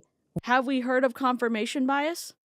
You want to do something and then you're seeing like you're thinking about a red Volkswagen Beetle, and then all of a sudden you're seeing red Volkswagen Beetles everywhere you go.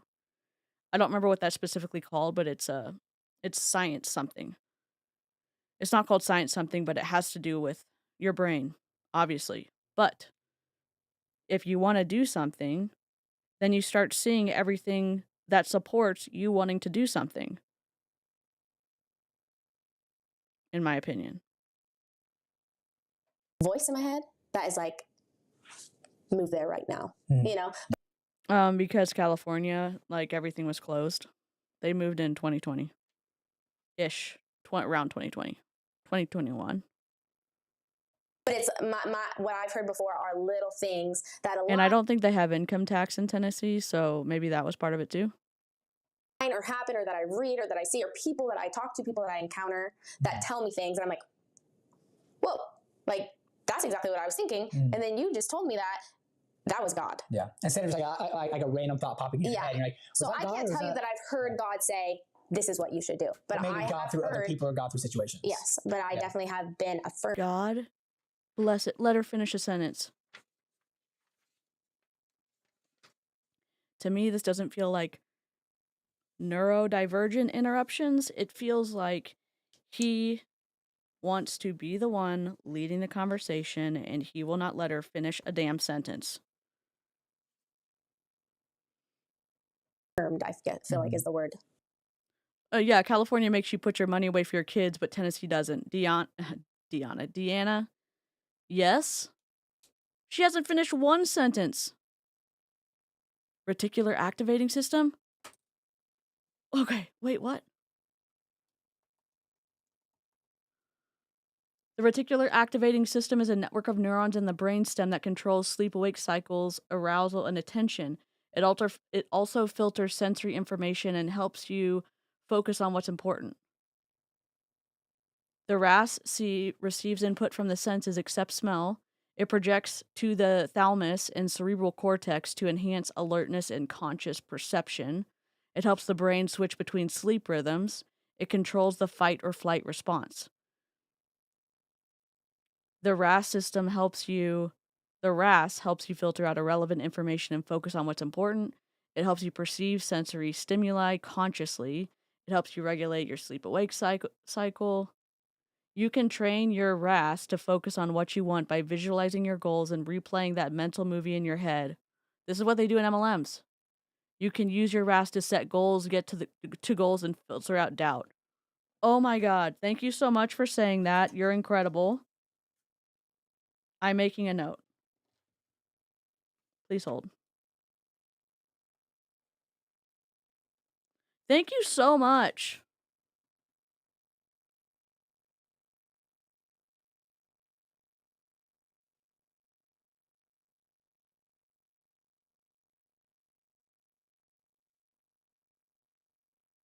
Oh my God, my day's been made. My day has been made. Thank you. From God. Yeah. That this is what we're supposed to do. I have been affirmed by God that homeschool is the right path for us right now. Thanks, There's Kelly. little things like that where I just feel like I do hear God's voice. Yeah. Maybe not that one voice in my head that's telling me, but through people and situations and encounters. Good. Yeah, that's really good. Yeah, and I think just as you read, prayer and scripture, it's like the two ways that you're communicating with God, right? Scripture says that, my sheep will know me by my voice, they will, we will know as we are hanging out and spending time with God. And I want to throw in there too, 3 years ago, I would have not known if God was talking to me at all. And I'll just be totally honest with you guys. But ever since I've started reading the Bible, and I really have been good about it. I mean, there's seasons where, I don't read for a few weeks. If I have a newborn or something's happening, we're on vacation, and days go by and I haven't read. And that happens, and I'm not going to say that I'm perfect about reading my Bible, but I do feel like I have made it a priority for every morning when I go get my coffee to read my Bible, even if it's like 7 minutes while the kids are running around or eating their breakfast and I'm just quickly getting a reading in. Those 7 minutes are life-changing for me, and they start my day off so much better. And I do feel like since I've been reading my Bible, I can hear those voices or hear the people talking to me more clearly now because of the Bible. Versus 3 years ago, I wouldn't. That would have just the people, the Trinity, or what? I'm confused. Remember, guys, later when you went to scream at your partner, you're not actually mad at them. You're mad at Cole. Nikki, this is gonna help so many people. Went over my head. Well, it's the same way of I feel like since having kids, and for those of you who've had Ranger kids, you might understand Kathy. this. If you haven't, then when you do have kids, you'll understand this. But my kids know my voice, right? All my kids, even Sunday, who's 2 years old, she could be in a room with 100 men, and she has a blindfold on, and she's just hearing the voice, and she's gonna be able to pick me out because of my voice. Yeah. Even with all the voices out there. This is a little bit circular, in my opinion. Or what is it called? Is it the exigent? Hold on. Exigency. Hold on. It's the. Hold on. If A.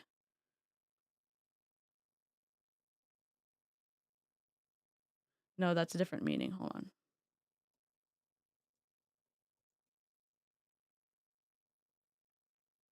That's the timeline one.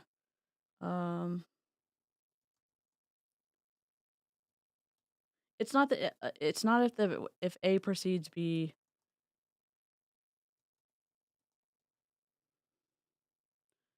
If A happened before B, then A must have caused B. It's not that one. Anyways. Sorry, I'm doing bad with the fallacies today. It's not, you're using something that isn't quite relatable to spiritual stuff that you are finding meaning in your everyday things, and you're trying to make sense of spirituality. So I think that there are so many voices out there. There's your own voice in your head. There's the voices of the enemy. There's the voices of... If you're wondering who the enemy is, it's Satan. Apparently, me and Savannah are on his payroll. Which we just found out about, in the past month and a half. False equivalence. Is it this one? Hold on. Let me see. My brain's just not working today. False. We'll just wait. What is the false equivalence fallacy? Equating two things that aren't truly comparable is the false equivalence fallacy. For example, letting people choose their... Hold on. What is the false equivalence fallacy? Equating two things that aren't truly comparable is the false equivalence fallacy. For example, letting people choose their gender is like letting them choose their age. Yes, thank you so much for saving our lives, Sid. I appreciate it. I was like, what? It's literally right next to my exigency and equivocation. It's the button right next to it. Thank you. Friends and opinions and parents, and there's other voices. Like whenever we are voices, Sunday at 2 years old knows my voice because I spend so much time with her and because she's hearing my voice every day. So I just think that as we are hearing God's voice. But you can also be in a cult. You can also be in a cult and hear somebody's voice every day, like your cult leader, and you could be utilizing destructive influence, and that ends up harming other people. So spending time, I'm guessing you're hoping that the person or spirit that you're spending time with is ethical. Ethical meaning doesn't harm others for personal gain. I don't know. Doesn't harm others. Doesn't take advantage of others. Voice in prayer and in scripture, we get familiar with that voice. We get familiar with this voice of truth. That's a voice of peace. It's a voice of joy. It's not this voice of fear. It's not this voice of doubt. See, again, they're controlling. Can I just gently remind you that emotions are neutral? And as someone who lived with such shame about experiencing non-joy, non-passion, non-like love emotions a lot, I felt a lot of, again, I didn't feel like I felt uncomfortable. I didn't get diagnosed with autism till later, obviously, like this past couple of years. So I felt a lot of apprehension. I felt overwhelmed. I felt hypervigilant. I felt irritated. I felt frustrated. I was like oversensitized. I didn't know how to communicate that. All emotions have positive sides. And then when you listen to Cole and Savannah in the Bible, the good ones are joy, passion, love. And then if you're Job, the pain is supposed to help you. When pain can be positive, but it's not looked that way in the Bible. Anger is definitely not looked at as positive in the Bible. Unless you're Jesus flipping over tables. And maybe I'm not understanding what they're saying right. It's not this voice of uncertainty. He's comparing himself to God again, as if he's the equivalent of God to his 2-year-old. Jenny? Yep. Hi, Av. And that's something that I felt guilty to a lot of times. Is I would think like something bad was always going to happen, and that voice was of God.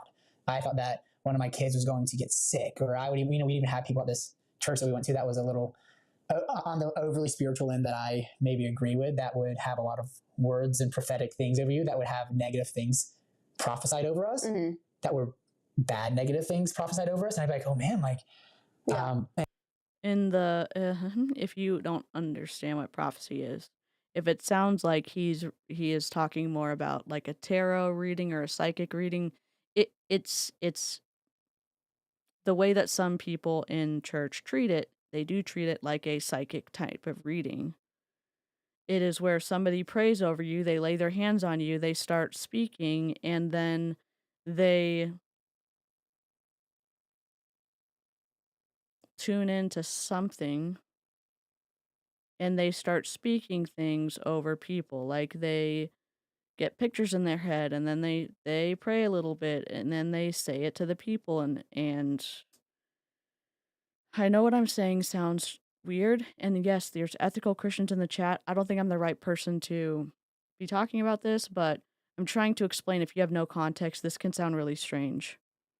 And so I'm just trying to give y'all info if you have no reference point. The fuck kind of church was that? Yeah, I don't know. And I'm just like, I just don't know if God works that way. Whenever you look at scripture, God doesn't speak in these like negative ways. It's like God might call you to do something that's fearful, but there's going to be a peace and a confidence in it. And that's reassuring in scripture. So, and I think I saw something on here that made me think of this.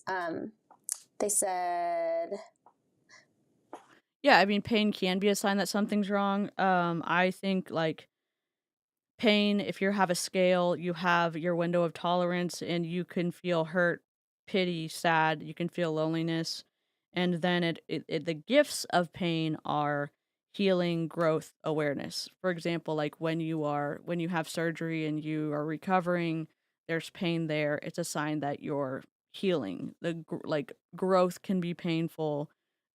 Physically, obviously, when you're a kid and you're growing, like that can be painful, but growth, education-wise, I'm not saying this right. Awareness, like if you are in pain, you're more aware of that specifically, but so those can be positive or not negative things.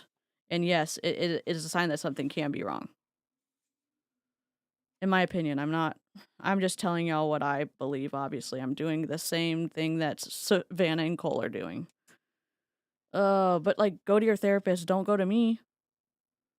Something about just like differentiating like your own thoughts in God's voice. Like, how do you differentiate, like, if that's what you just want to do or if that's what God's telling you to do, right? And I feel like for us, a big thing is we pray, hey, God, let us know if this is what you want us to do. And if it's not, they're treating it like a magic 8-ball, in my opinion. And if you're an ethical Christian and that's how you pray, okay. I'm not saying that if you are. My opinion is just my opinion. It's not fact, and it's not the opinion that you should pick up. I'm just telling you that it is interesting when I'm listening to them, it sounds like they're treating God like a magic 8-ball. That seems contradictory to what Scripture says. Go to your therapist, go to your religious leader. Hopefully it's an ethical one. Don't go to me. I have doubts that you should treat God like a magic 8-ball if you believe in God.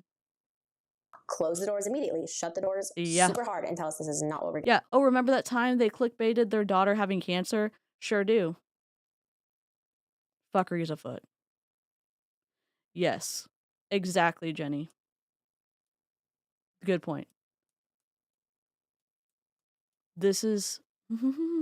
I have issues with both of them because the mom could say no to the dad unless they're like fundamentalist patriarchy bullshit, where he gets to make the final decision and she's the submitting whatever. She submits to her husband.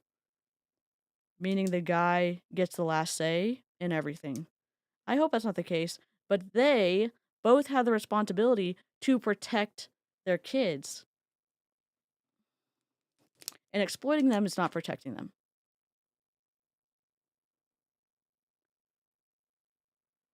Exactly. Cheer up, pirate. Yep. Going to do. Yeah. And if it is what you want us to do, open the doors and show us different signs of that door being open. So then we know that's the right thing to do. So I think a big thing is praying and asking him to show you something. What doors are not going to open when you're multi-millionaires? I'm being, what is it called? Salty? What doors are not going to open to you when you're a millionaire? A multi-millionaire? When you can go buy a $5 million home? When you can go and live anywhere in the United States? What doors would not open for you? Or you could use your brains and critical thinking to make a decision. And I get, like, there's ethical people out there who pray, and their answers that they believe their prayers led them to are not things that are unethical in and of themselves. So I hope if you pray and that's part of your life that you don't feel excluded from the chat. I also think if something is good or if something is whatever, good businesses, good individuals, good religions can stand up to scrutiny. That's what I've always said on my channel. Having questions doesn't mean I'm attacking something. Because I think that's... Yeah. And that was reassured to me really big. And that's honestly one of my biggest goals, resolutions, prayers for this year was my mom is openly not a follower of Jesus. And she's watching this. Love you, Mom. You know that we love you. We have a great relationship. And did you ask your mom if you could share this on the podcast? Did you ask your mom if you could share this on the podcast? Cole? Having the audacity, having the fraudacity to be so arrogant that you think you can share whatever you want, whenever you want it, is fuckery. I'm clicking my pen in rage right now. It's not something that we hide or anything. She raised us in the Christian faith, walked away from her. It's not something that we hide or anything. Yeah, but your mom's not hiding it, but now 20,000 people know about it. Maybe she didn't want that. Who knows? Cole was also on The Amazing Race with his mom. Faith about 10 years ago, and we talked about God all the time. She was just here, we talked about it, and something that clicked with me at the end of our last conversation that we just had, me and my brother were talking to her about Jesus and God, and we're getting into it like we always do, and it's a good getting into it, but I realized I never just stop and pray for my mom. Yeah. I'm always You're trying to convince her to come back to Christianity, but you're not accepting of who she is right now. Cool. No. Talking to her about, hey, I believe in God because of this, and the Bible says this, and you believe this, and blah, blah, blah, blah, and then we just kind of stop, and I'm like, man, if God's real, who gives a rip about what I have to say? Who gives a rip about what she has to say? If God's real, like, let me stop and pray that God would do something that only God can do.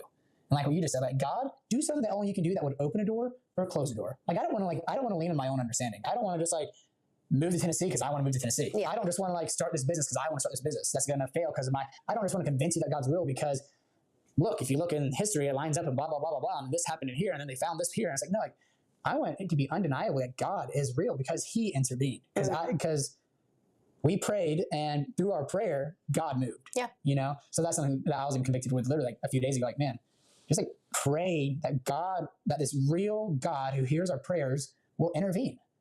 What if he doesn't intervene? You're just going to stop loving your mom, and then you're going to continue having these theological discussions every single time that she wants to come over and visit? Really? Sir? Really? Cry out to him, like, God, please, like, you need to move. You know, yeah. I'm not believing like a fake God. Like, you're a real God. And if you're a real God, you're going to hear our prayers and you're going to move.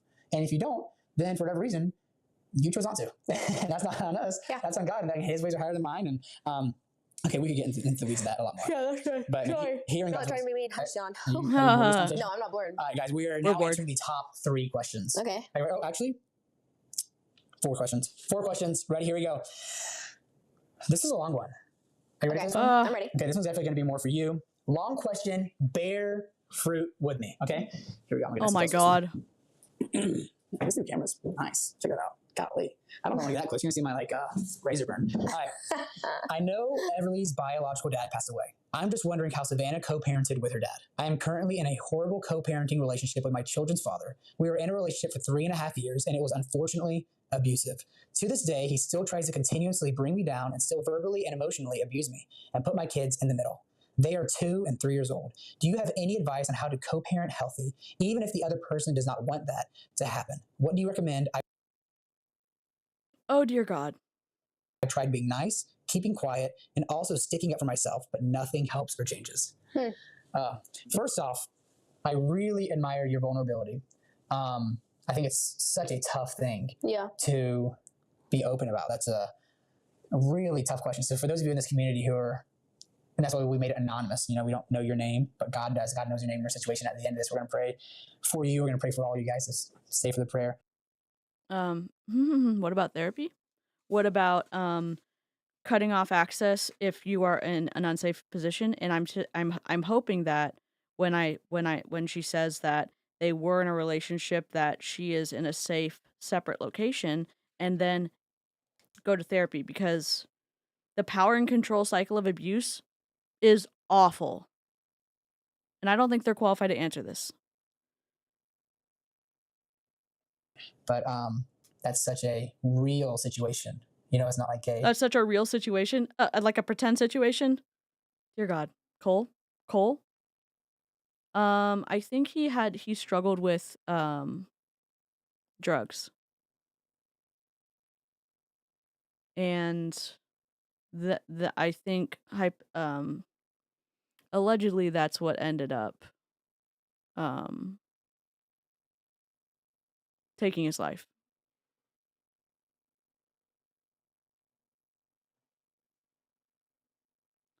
Yeah, Andy's Web. Yep. Yeah. It's not a broad question. It's a very specific question for her. Yeah. That we can relate to. Yeah. Because well, I will say, I like the fact that she said that she's tried all the things, because I remember being there. Like, I tried sticking up for myself. That didn't work. I tried being super nice. Sometimes that worked, sometimes it didn't. I tried being really quiet. Sometimes it worked, sometimes it didn't, right?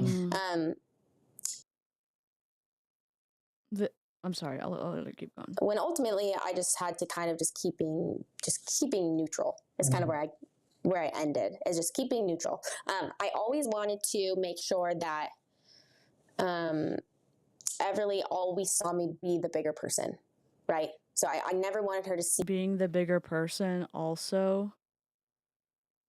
I'm not gonna. She's doing the best she can with this, with the information she had. She did the best she could with the tools that she had.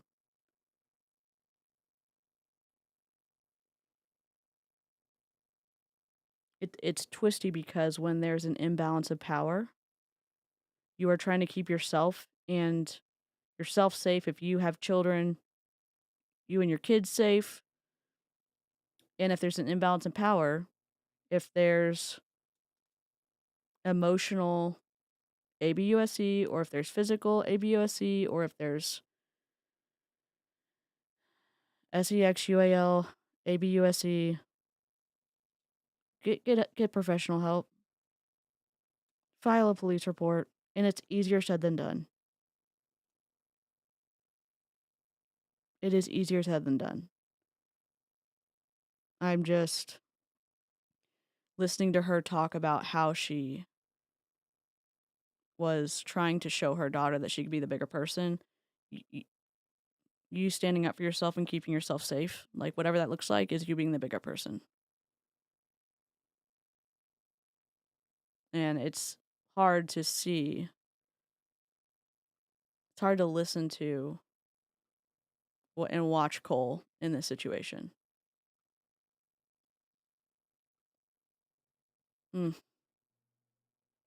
me belittle him, make him feel bad. I never wanted her to see me get him in that kind of a position. I wanted her to know me as, hey, my mom always did a great job by, being the bigger person and just kind of keeping quiet when she needed to, standing up when I needed to. But if I didn't need to, then I would just stay quiet, because what's the point, right? What's the point of getting your last little word in there just to throw a dig? You don't need to. Maybe it wasn't an abusive situation. She's saying you don't need to. She doesn't understand any information about this lady's situation. She's throwing out her own experience and hoping that it's close enough to the person who wrote in a very tiny question. It's dangerous, in my opinion. And it took me a little while, but the past, I would say, few years before you passed away, we were in a really good place with just being neutral. And even when things would escalate or happen, we did a really good job at staying neutral. And I could vouch for that. I know Everly could. And I just think, I don't think I could give you advice as to what's going to make it better, because I think in an abusive ex relationship, there's not like a formula that I can give you that's going to make your conversations easier. It's just, if he's that type of way and he's always going to be that type of way, and he's not willing to fix himself, you fixing yourself is going to obviously make the situation easier, but it's not going to fix the problem. It's just... Can I just say this? I'm not trying to be a therapist. I wish I had been told. I wish I had understood this. With my chronic pain and getting surgery and doing physical therapy 11 months before my surgery and all this other stuff, my sister-in-law told me, you have to want to get better for yourself. You wanting to get better for your partner, you need to want to get better for yourself. Not just to make the other person happy. You get to pick yourself. And with therapy, you're getting therapy for yourself, not to try to defuse a bomb. You cannot make anybody do anything. You get therapy for yourself. You get therapy so you can heal, and that is not so that you can go into it, in my opinion, that you can go manage somebody else's behavior. You cannot control anybody. Boundaries, how we understand them, isn't about controlling somebody else. It's about telling the other person what you're going to do if they cross a boundary. You cannot control people. As sucky as that is. Go to therapy. Oh, DC, you don't go to therapy. I do every week. So, yes, I do.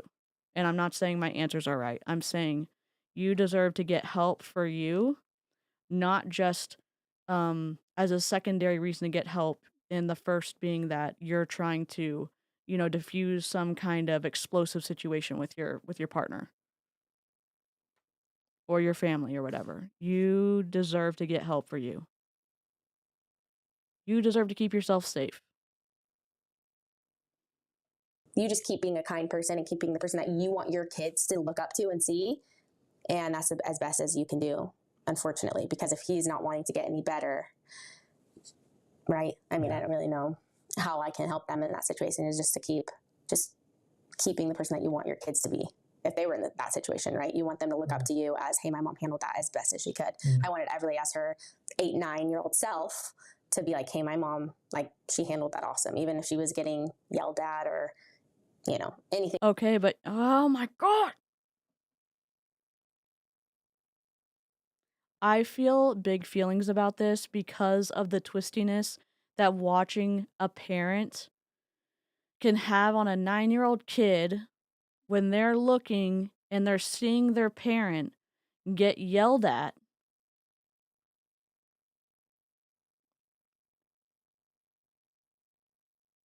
Using emotional abuse, using intimidation, I'm guessing using coercion and threats. And what does somebody do in that situation to stick up for themselves? You keep yourself safe, but also what does that show? What is that showing your kid? I have questions, and I know it's more complex than that. I still have questions, and my questions don't mean that I'm looking at this like a simple situation.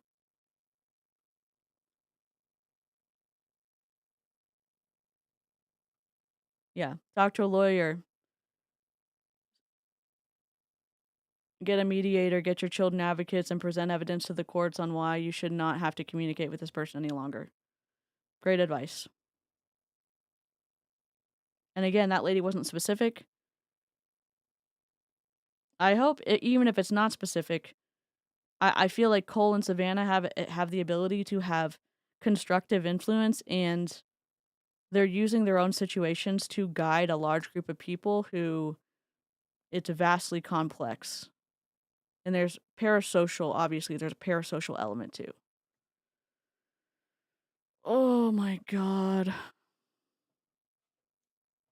That was happening, she stayed calm and she stayed cool, and I really respect her for that. I didn't ever want to try to be the, you get caught up in it. You could get caught up in it, yes, Nikki. for sure. Yeah. And there was times where I for sure did. I'm not saying that I was always perfect, but for the most part, I really did try to be the person I wanted Everly to look up to and be like, hey, she did a really good job. And that's just my advice that I would give to you, is just keep doing it. It sounds like you're doing a really good job. So yeah. And it sounds silly, but just keep praying through it no matter how long it's been. Keep praying through it. Pray for him. Pray for him to have a soft. If you're watching this on the replay, wait for the live chat to load, meaning if you don't see the live chat yet, it'll pop up a couple of hours, probably after the stream ends. Go look at what the live chat, go look at what Nikki's saying here. I'll put it on screen. Nikki said, I can give specific advice. Talk to your lawyer, get a mediator, get your children advocates, and present evidence to the courts on why you should not have to communicate with this person any longer. Okay, bye, Rhinoceros. Softened heart towards you, that it doesn't have to. No, they are not pre-screening the questions, Hollyhock. People in the app, they vote on what questions that they want Cole and Savannah to answer. So you upvote it kind of like on Reddit, and the 3 or 4 questions that get the most upvotes are what they end up answering. Be like that. That could be as simple as, hey, yes, how was your weekend? Good. Yeah. Pray. Yes. Get a solid plan.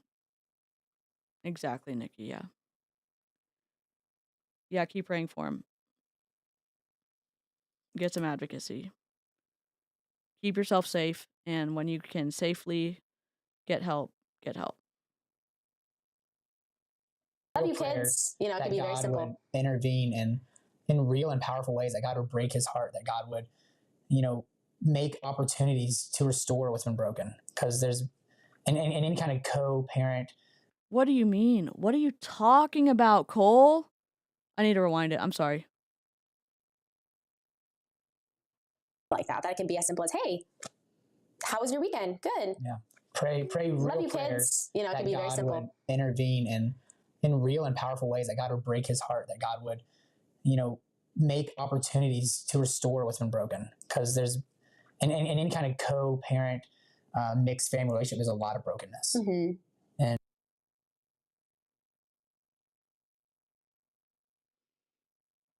And we've experienced it firsthand, and that God would just truly intervene, because without God intervening, we're trying by our own willpower to fix things. God doesn't have to intervene if you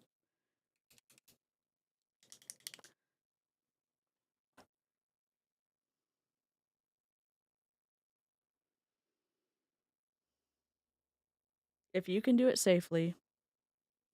Talk to a therapist. Like Nikki said, you can call 211 as well. I'm trying to find that. Domestic violence is alarmingly common. If you are in the US, you should be able to dial 211 and find local resources to assist you in a domestic violence situation. I hope that if you're experiencing this, that listening to Cole doesn't, I guess, trigger something in you where you're like, oh, well, if God doesn't fix this, then, or I need to wait for God to fix this. Sure don't. I mean, even if you believe in God and prayer and everything,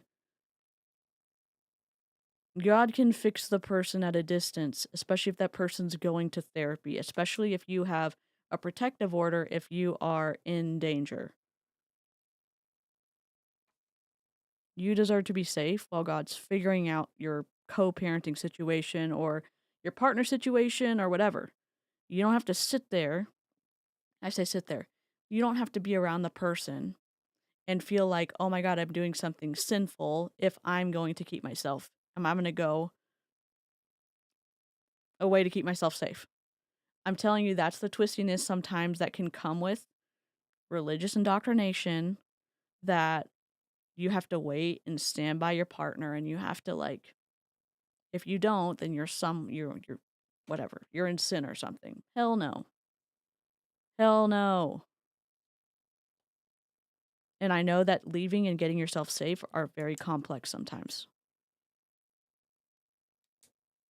I understand that.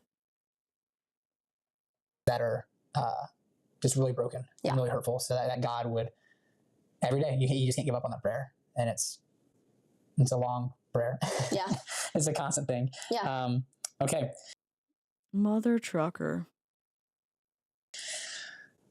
Ready? Top 3 questions. Okay. All right. People really need to get comfortable with saying, I'm sorry. I am not knowledgeable, comfortable in order to provide you with the best advice possible for you or your situation. Yep.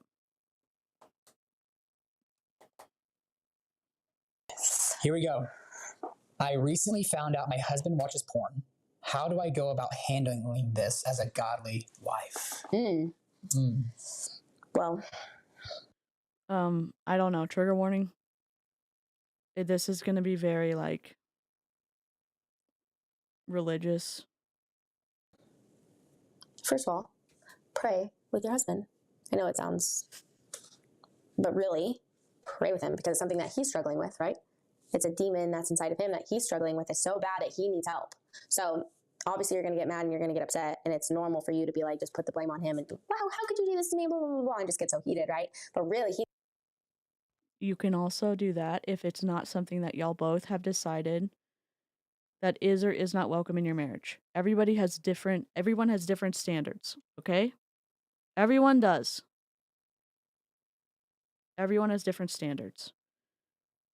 You still get to be angry if that is not something that y'all both have decided is welcome in your relationship. You still get to be angry about that. And she is going to say, oh, you need to have a calm reaction, blah, blah, blah. You don't have to. Dear Cole and Savannah's followers, don't ask them for advice on serious matters. Seek professional help, please. He needs help. So humble yourself enough to know, hey, I'm going to sit with you and I'm going to pray with you right now because this is what you need. You need me. You need me and God, and you need help with this because it's not something that you're going to be able to do. You need me and God. What about if it is not, I'm going to keep repeating this, if it's not something that y'all both have consented to having inside your marriage, which we can figure that Savannah and Cole think that pornography is sinful. If it's something that y'all both have not welcomed as an agreement between your partnership or whatever, then it's an issue. And if someone broke that, then you can feel anger about a broken contract. You can feel anger about lack of honesty. You can feel anger, and it's not sinful to feel anger. Yeah. By yourself, right? Yeah. So that's what my first piece of advice would be, to pray with him and really let him know, hey, yeah, like I'm upset and I'm not happy and this really hurt me, but I'm going to sit here and I'm going to pray with you and we're going to get through this and we're going to make it better, right? Mm.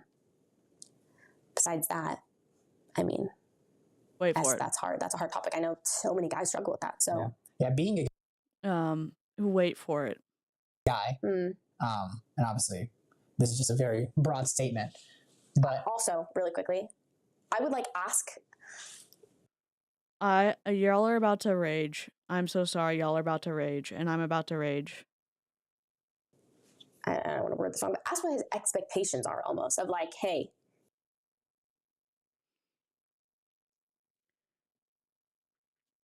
She's about to say it's the partner's fault for not putting out enough that pushed the partner into watching porn.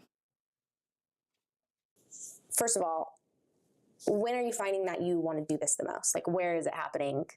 Why is it happening?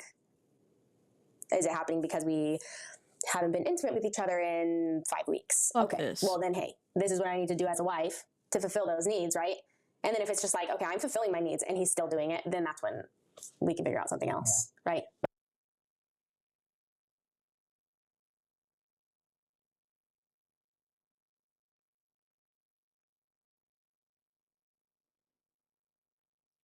You cannot control anyone.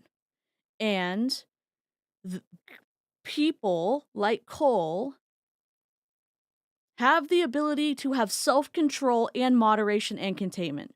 My guess is that if this is them, they both agreed that porn isn't welcome in their marriage.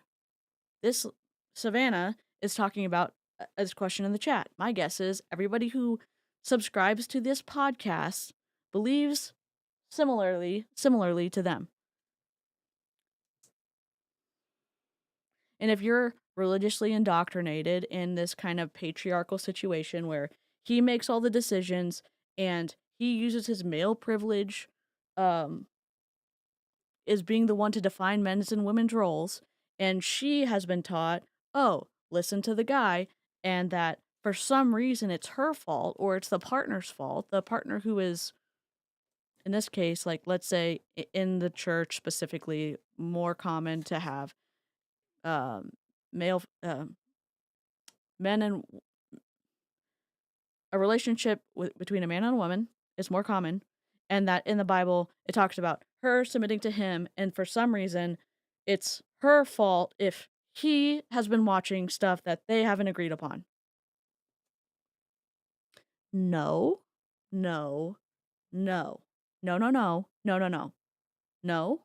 What a time to hop on this live. Agree? I agree. Personally, yes, I agree. I know not everyone agrees with me. My perspective is have open communication with your spouse.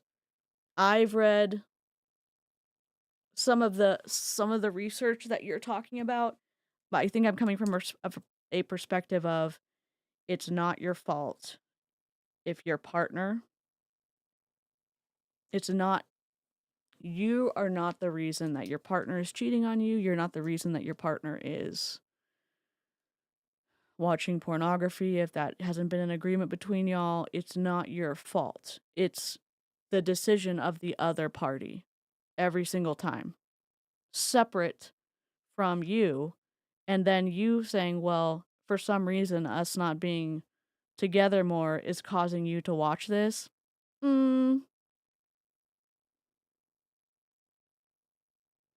Yeah, and he's also supposed to give himself up to like Jesus did, so go ahead and take your 29 lashes and climb up on a cross skull. We'll wait. Purity culture strikes again. I don't think I'm communicating what I want to communicate. I'll just go back to my Bill of Rights. You don't have to be coerced into... it's fine. It's fine. You have the right to control who can touch you.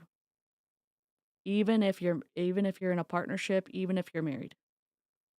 It's not a requirement. It's not... you should not be forced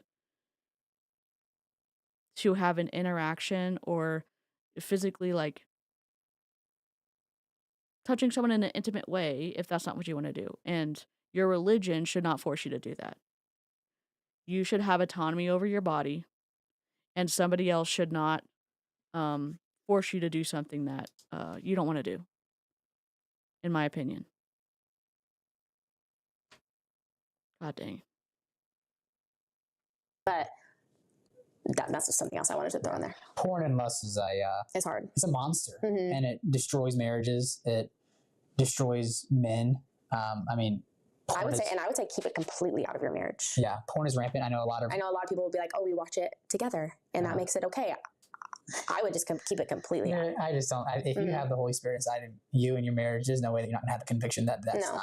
Yeah. That is satanic, and it will destroy marriages. And I think that most, even affairs, most things that get to a place, and how did it get to there? You know, when we see certain marriages, I mean, how did this dad who's been married for 25 years and 4, 5, 6 kids, and even a pastor or whatever, how did it get to there? And when we trace it back, it's like, well, it started with porn. It started with like these little secret things that built and built and built.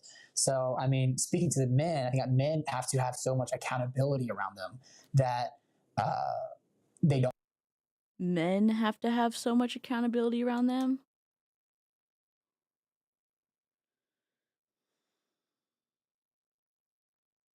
Maybe I don't understand this. I'm not a psychologist. I'm not a psychiatrist. I just have questions.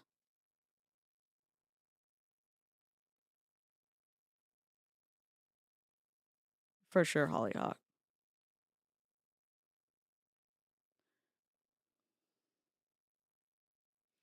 There's a lot of way that things get communicated that maybe I understand that's not what they meant.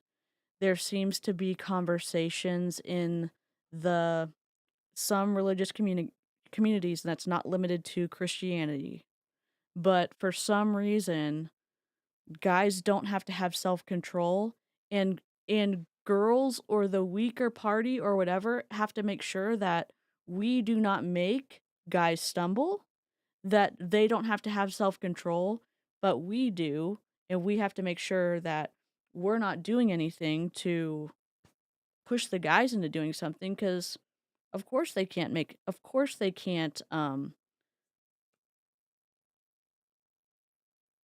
they can't actively make a decision.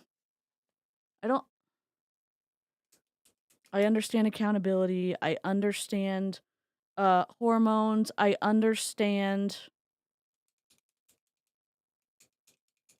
a lot of things, and it's not your partner's responsibility to control your behavior.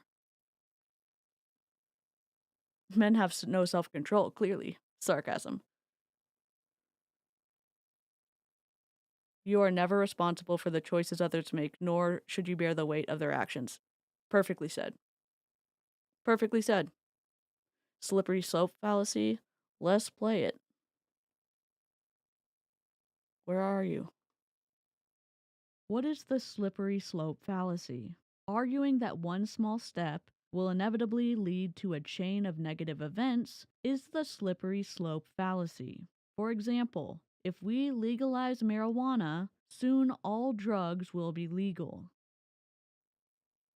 Yeah, I think that's part. And again, like, there are, number one, with PRN, there is there's a big part of it with underage individuals, and that is problematic. Not just problematic, underage individuals who are forced into it, underage individuals who are actively doing it but can't provide informed consent, whatever it is, that is setting that aside for a second. How it impacts your brain needs to be considered, but also I don't think I can get into the weeds of like that right now. The one thing that I can get into is saying like it's not hypothetically, if Cole was in this position, it's not Savannah's job to make sure that Cole follows the rules. He's a grown-ass man. And, well, I don't know. I'm mad. Don't fall. Something like that whenever men will fall when they are living in isolation, right? Whenever they feel that they can keep it a secret, right? Men don't ever want their secret. Men will fall when they live in isolation. Oh my God. Can I just say this? If that's true, then why in therapy, when I was in the outpatient program and then when I was in the partial hospitalization program, we talked about, I'm not going to go into detail, I'm just going to talk about categories. When we talked about trauma, when we talked about addiction, when we talked about all these different aspects, all these different bad things that have happened to us, all whatever it is, and then you come up to the decision to choose sobriety or, I mean, in the program you have to be sober, but my therapist said you can struggle and just second by second you can struggle and you still have the decision to say no to something, even if it feels like the hardest thing in the world or if it feels impossible. You still make that choice. You still have the power to make that choice. And if people who are walking in sobriety can make it every second, every millisecond of the day, then how come the message can't get across to the religious side of organizations that guys have self-control and the expectation or the teaching that they don't is fuckery? I don't understand that. I really don't. I really don't.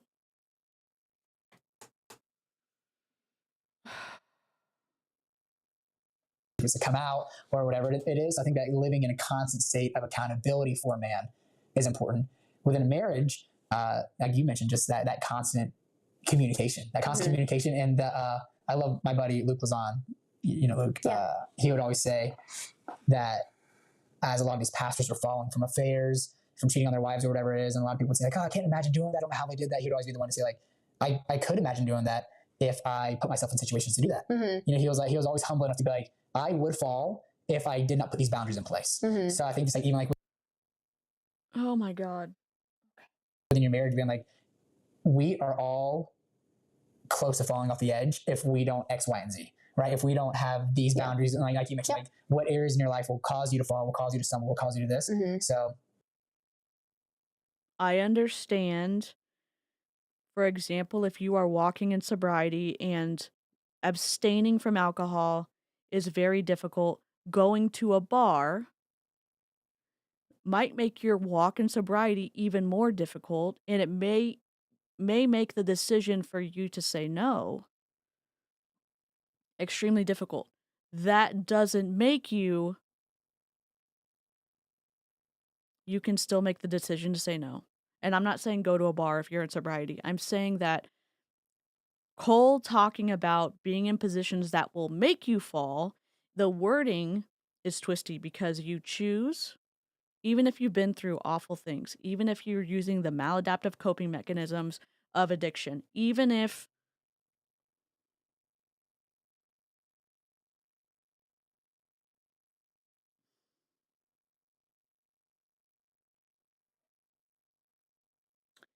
it's the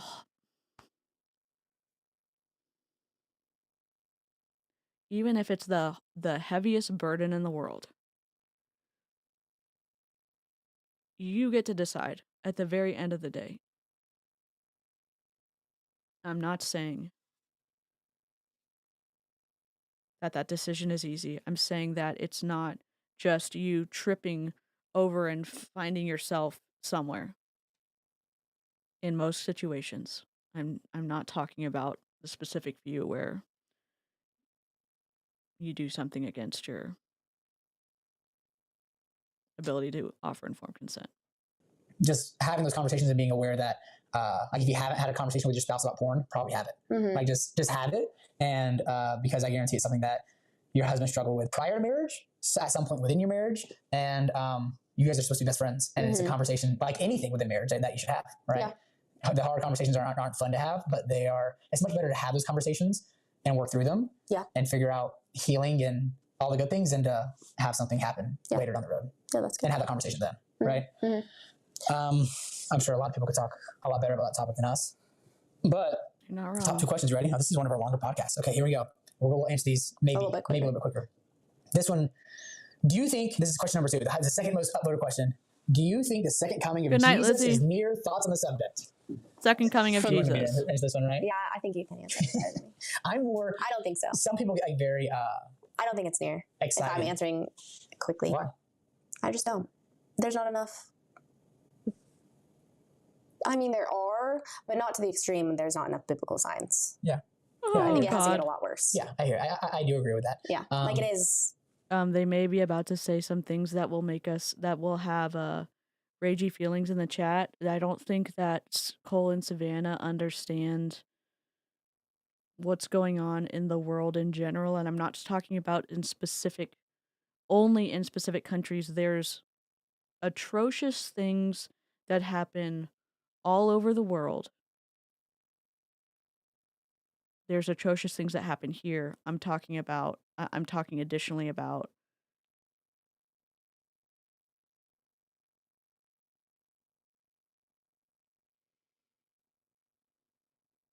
they'll talk about it. Yeah, I think that we're closer today than we were yesterday. For sure. And every day we're getting closer. We're a lot closer right now than we were in 1990. For sure. Then in 90, right? So yes, we are the closest that we've ever been, obviously.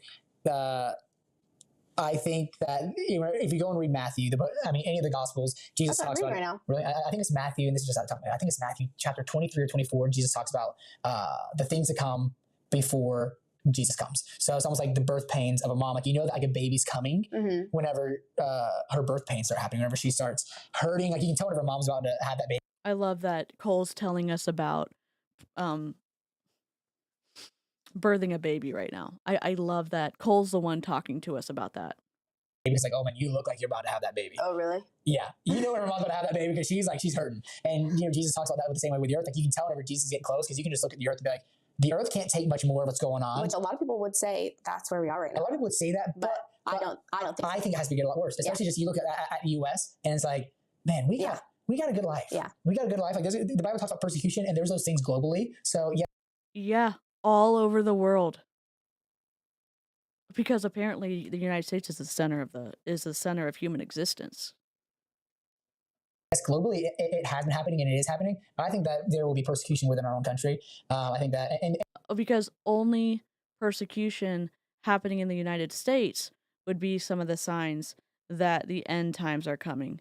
That makes so much sense. Sarcasm. And there has been to an extent, but like people aren't getting killed for their faith in the U.S. Aren't. There's people getting killed for their faith all over the world, and it's obviously not just Christians.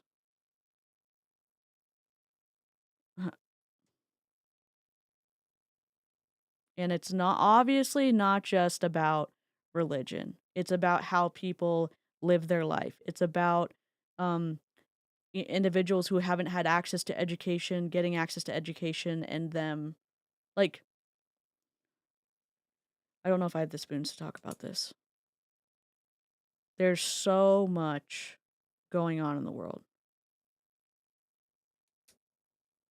You can, if you go to Afghanistan, if you go to these other places, if you go to Oh, just Afghanistan and these other places. Just these other places. Okay. Okay. I don't even know what to say. What about Egypt? What about Sudan? What about Somalia? What about um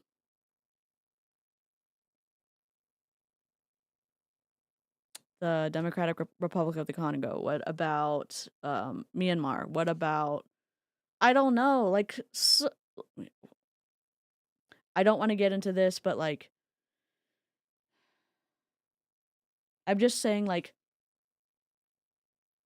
Palestine and Israel. That's all I want to say. I'm just listing places where there are things happening that are actual awful things.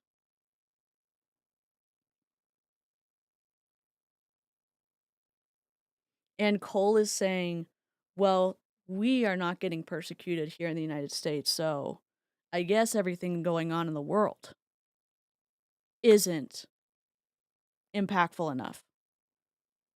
And if there's context missing in the book of Revelation, it talks about Jesus coming back and that there's signs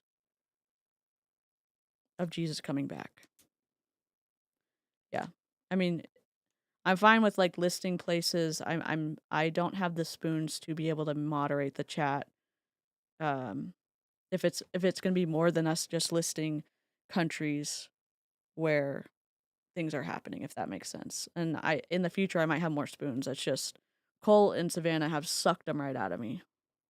Other countries that are not Christian countries, yes, you can be killed for your faith. In our country, not now, not yet, but I think that. What about women who are getting killed for trying to get access to education? What about diseases that are that we actually have vaccines for that just are taking a huge toll? Measles, malaria, Ebola, like that like target vulnerable populations. Oh, but they're not Christian, so it doesn't count as part of the impact of Jesus coming back. You know what I mean? Like, what are you doing? Just gonna fly that flag high, aren't we, Cole? I don't understand. To come, and there's other things of just about the Bible talks about being lovers of self. The Bible does talk about and this is what I think that where Jesus is definitely getting closer is people will see good as evil and they will see evil as good. And I think that we definitely see that in our country now more than ever, where people will literally see biblical good as evil. Like if you're preaching pro-life values, if you are somebody, we are openly pro-life, and people will look at our pro-life stance and think that we are evil because of it. And people will see.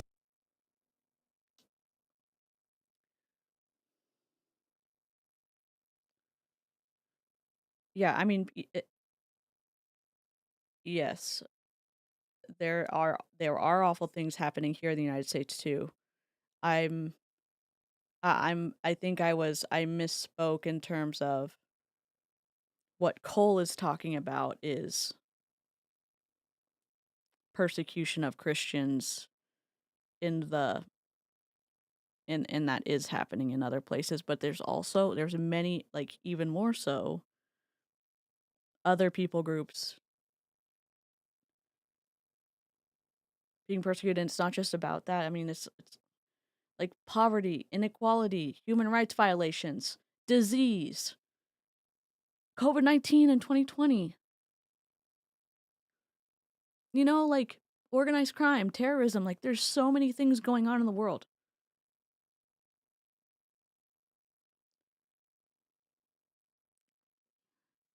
I will not get political. I will not get political. I will not get political. We're all like chanting that in our hearts. A pro-choice stance, which I strongly disagree with, and they will see that as good. And there's a lot of things where people will take biblical values and look at biblical values. I like what Amy said. I don't know. I don't think it was it must have been a month ago. We were talking about pro-choice and pro-life, and Amy, I'm probably going to bastardize this, but Amy said something to the effect of, I had or I thought, or my perspective is that pro-choice means you can decide what you believe and that you respect other people's beliefs about how they decide to view that topic. It was something to that effect. I was like, oh, I really like that. And my brain's like, we're going to forget it right now. Which is truth and good as evil, and they will look at the things opposite of that as good. Yeah. And that is a telling sign that you can feel however you want about it, but you don't get to choose what other people feel or want. Thank you, Amy. Just going to screenshot it. I really appreciate that perspective. That was dynamically like different than what I had thought about before. Hollyhock, we hadn't put him on the list before, but maybe we may have to take a vote. the end is getting nearer, but I also, the Bible says that nobody knows. So anybody who ever says Jesus is coming this year, this month, gibberish. It's not true because nobody knows. Only God. Yeah. All right, the final question. We're going to wrap this up in 5 minutes because it's almost 9 o'clock. This is the longest podcast we've ever done. So thank you guys for hanging out. Wow. All right. Are you ready for this, honey? Yes. Okay. Yes. Do we still have people in here listening? We still have people in here. I actually just checked. We actually have more people than we've had. So, I like that. Let's go, guys. All right. Hey, Cool. we love you guys. We got one more question ready. This is the top upvoted question. Oh, God. Probably more for you. Oh, great. What's your take on discipline? Spankings, gentle parents, what the Bible says about it. Nice. Okay. Gentle parenting. Yes. Gentle parenting. Well, I will start this off with saying that Choose your words wisely. I am. We are on live. I cannot edit this. I am. Should we just end it? Should we just end it so we don't get in trouble? No, I will Some of these topics were like we maybe. No, You knew about these topics beforehand. You knew about these topics beforehand. You knew about these topics beforehand. Cole, just because you didn't study for the test doesn't mean that we didn't tell you when the test was. I feel like I could be You there. think so? Yeah, I could be Apparently she does. Apparently she does all the parenting at the house. She does all the school teaching. She does all the cleaning. She does all the parenting. You can take the hard questions, sweetie. You're doing all the work on this live stream. Okay. Okay. You don't have to. No, it's good. Okay. Okay, so You sure? okay, I think that we have a healthy fear of God, right? I'll start it off with we have a healthy fear of God. No. It's true. Yes. When we should, you should. The Bible says, "Fear the Lord." It your God." does. But the Bible also says, "Do not be afraid It does. It of does. the world." And I think it says, "Do not be afraid" 365 times in the Bible. It does. We actually Right? just had this Yeah. church. But Does it say that in the original Greek in Hebrew? Like translation for translation, 365? Really? I think that you should have a healthy fear of God, and just like our kids should have a healthy. There's also studies that now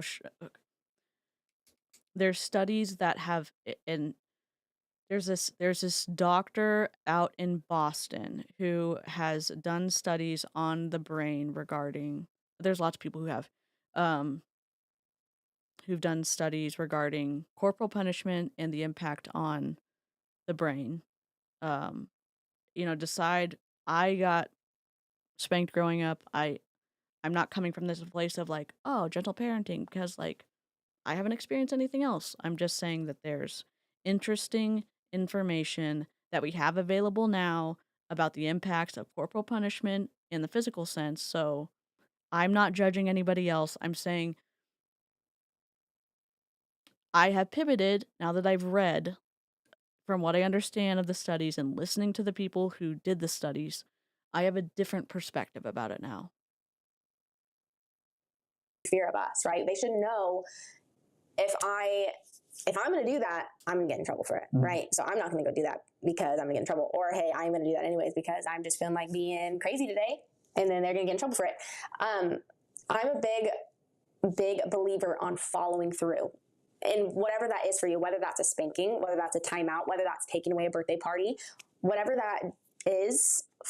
Taking away a door, taking away a room, making someone sleep on the beanbag downstairs. Physical harm, the having your sister help you clean your blood off the walls. Ruby, there has to be ethics, there has to be care, there has to be like some type of consideration that you are the guardians of human beings. There's inherent value in those human beings, and you're the one that gets to love them and protect them and help them grow up to be able to critically think and make decisions for themselves, and also give a shit about other human beings.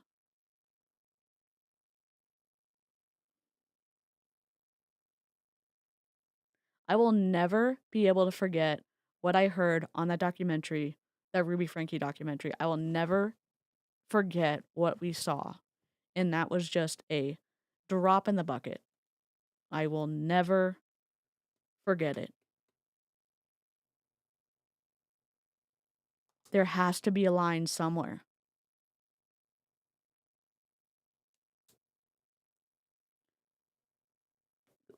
Being able to engage someone's mind and talk through things is more powerful than fear,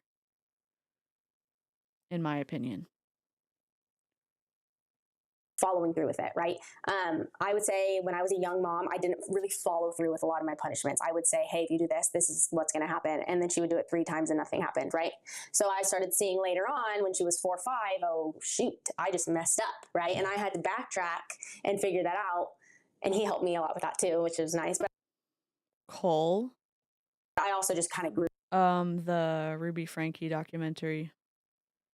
It's about a family vlogging. She and the former psychologist are in prison now for child abuse, and come to find out it had been happening all along, but it got extreme with the 2 youngest ones. And I'm not going to say any more than that, other than they are safe now, and unfortunately their dad, I think, has custody of the younger ones. And in this situation, you've seen both of these people on the family vlogging channel. And Ruby Frankie's case, you saw Ruby Frankie and Kevin filming and participating in a lot, if not all, of the videos. These people are equally responsible for what has happened to for what happens to their kids. Looking at some of the parents, it's like, it's painful to watch parents treat their kids like shit. And there's people out there who can't have kids. That's hard. That's hard to accept. Grew up, right? I was older and I was like, hey, that wasn't working. Okay, thanks, Jenny. And we figured it out. But I do think that following through with your punishments is huge. So like our kids know when we count to 3, if you are not right here and doing the right thing, or if you are not, whatever it may be, this is what's going to happen. And they know that. And now that if we count to 3, and I think it's fine if you want to count to 3, or if you just want to, if it's up to you and you just want to say, hey, I'm not even counting to 3, I'm just going to tell you, if you don't do it, that's what's happening. Good for you guys. But my only thought about that, Amy, or one of my questions would be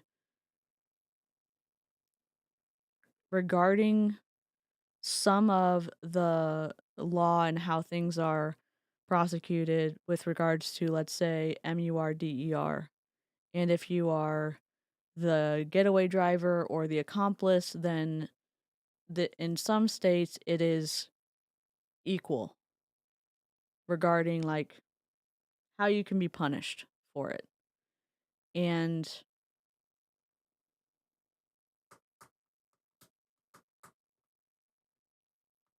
I have some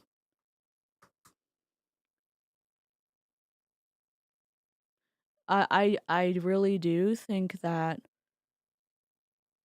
Kevin could have stepped in to protect his kids. I understand about coercive influence. I understand about destructive influence. I understand that. I understand a lot of it. I don't. Meaning, I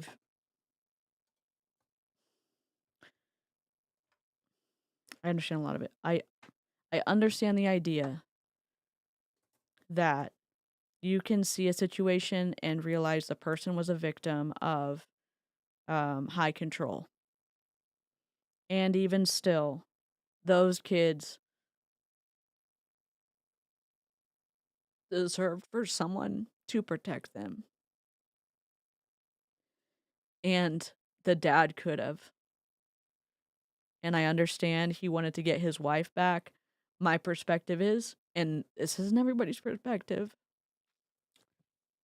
and this could be why I'm emotional, because I would love to have kids or a kid. That when you bring somebody into the world who is defenseless, who cannot provide informed consent, you end up putting the kid's needs in a spot because they cannot defend themselves. They are not a grown up. And watching the harm that came to all the kids, and then the dad leaving for a year.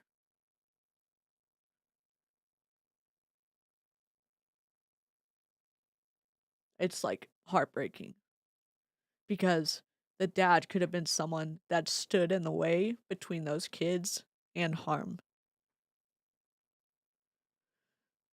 So that's just my biased feeling I have right now. It's not based on anything scientific. It's based on my growing up situation. It's based on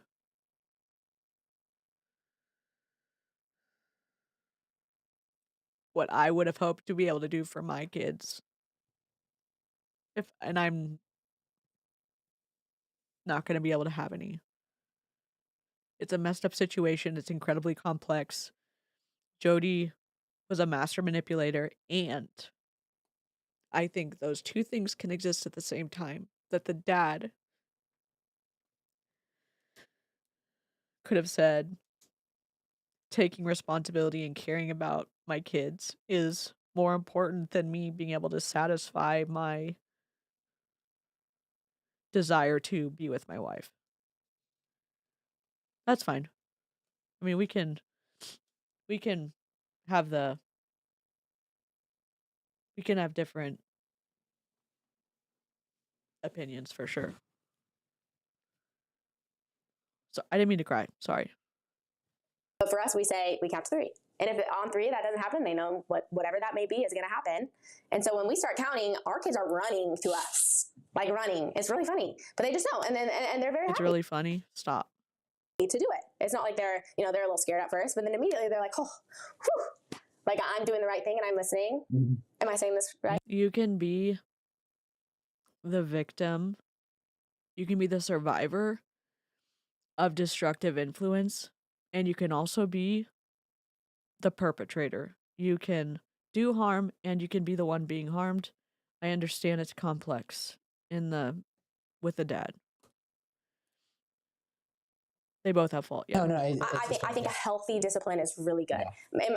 And sometimes it can be really simple, and I can get low, and I can be like, hey, Sunday, this is what's happening, and if you do this, this is what's going to happen. And she'll be like, okay, mommy. And sometimes you can be really, really soft and gentle like that. But there are situations where you have to be like, Sunday, 1, 2, and she's not listening. And sometimes it just has to be like that, and she's going to listen. And maybe she won't, and then you have to follow through with whatever your punishment was. But that's my biggest piece of advice on discipline is following through with your discipline. Not just saying that you're going to discipline, but doing it. And sometimes I remember being at a birthday party with Everly. She was like 5, maybe 4 or 5, maybe a little older, maybe 5 or 6. And I said, hey, Everly, if you talk like that to me again, if you disrespect me like that again in front of all these people, we're leaving. No. Okay. And she was in her head in this moment. No disrespect in general. Okay. That's fine. I get stuck on words. I really do. I understand. I get really stuck. And maybe that was an example. It should be the same in private as it is in public. If you disrespect me, these are the consequences. this is what I'm going to do if you disrespect me. You will lose privileges to whatever it is. We'll be skipping your next dance competition, or I don't know what the right thing would be. You're not doing it to force the behavior. You're telling them what you're going to do if they cross a boundary. Being disrespectful is crossing an internal boundary. And it's not just because they're doing it in front of somebody who you could be embarrassed by. Moment, and she disrespected me again. And I was like, well, I didn't want to leave because it was all my best friends at a birthday party, right? It was more so, it was a kid's birthday party, but I wanted to stay with my friends.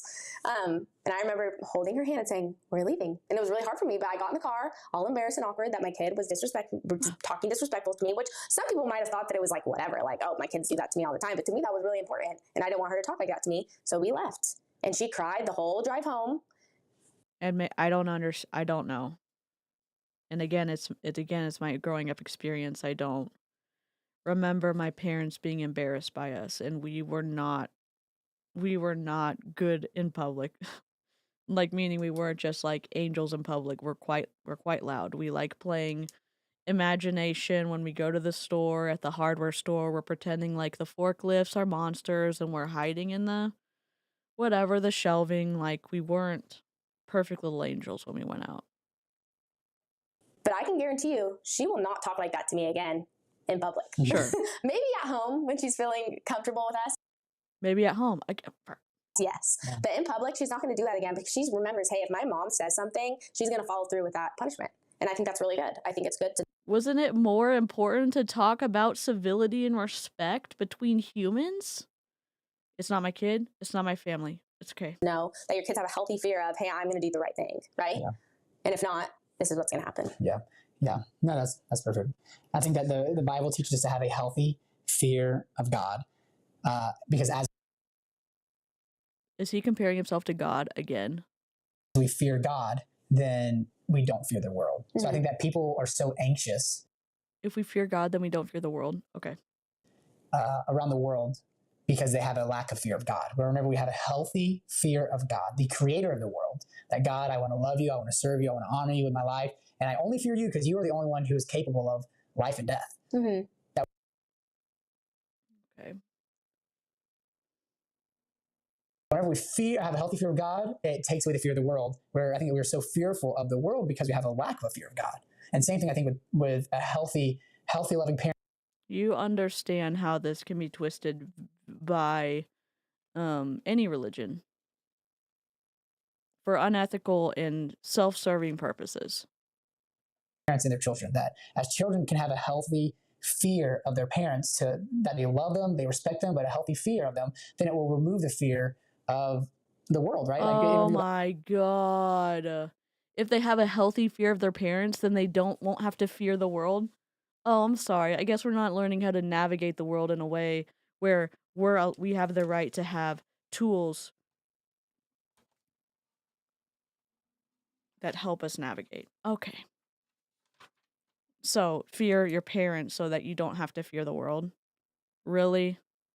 Back to the root of why we discipline. We discipline because we love our kids, mm-hmm. right? I don't discipline other people's kids because I don't love them, mm-hmm. right? I discipline my kids because I love them so much. I mean, you're doing it to protect them. I'm doing it because I love you, to protect you, to keep you from something that would hurt you more, you're right? doing it so they don't punch the kid at the park. Yeah, or they don't run in the street. Do not run in the street. If you run in the street, this is what's going to happen. Why? Because, okay, what I'm going to do you might not like. Because your safety is important, and if you run into the street, you could be in danger. Why? This is a vehicle. It is bigger and faster and stronger than you. If it hits you, you can really be hurt. Those are going to be in the street. Your safety is important to me. I love you. That's why you cannot run into the street. But it's better than you getting hit by a car, mm-hmm. because I love you so much, right? Okay. Do not climb that tree 50 feet in the air. And if you do, this was going to happen because I love you. We were allowed to climb trees. Okay, it's not my kid. It's not my family. You so much, I don't want you getting hurt then. And I also think it's really big, like after whatever it is, whether it's a timeout, whatever it is, talking to them afterwards. Mm-hmm. So I'm never one to just be like. I think they spank their kids, but it's okay. I mean, it's not, whatever. It's. It's not my kids. They're being very cagey about their punishments. Like, I put them there and then I'm like, okay, you can get out. You know, it's like, okay, come here. We're going to talk about what just happened. And we have a really good conversation about it. We hug and he or she says they're sorry. I say I'm sorry for if I got upset, and we hug it out and we talk. Then why don't the parents get to go to timeout? It's, oh my God. Again, it's my, I'm getting stuck. Talk about it, right? Because I feel like we need to forgive. We need to teach our kids to be forgiving. You know, not disciplining out of anger, but disciplining out of, you know, righteousness, what was right. If you need to take a second, some of your kids can rile you up. If you need to take a second to step away, calm down, and then come to them in a disciplined way. It's like, hey, I'm doing this because I love you, but not out of any anger, right? That's a good thing to do too. Yeah. So discipline is extremely important. I think something that's been very lost in parenting today. We're all just trying to raise good kids, right? Good, loving, kind kids. We make mistakes. No. Kids who can critically think, that don't take advantage or harm others for personal gain. They don't have to be kind. They can be. I'm just saying you can't. They don't have to be any kind of way. The base, the foundation.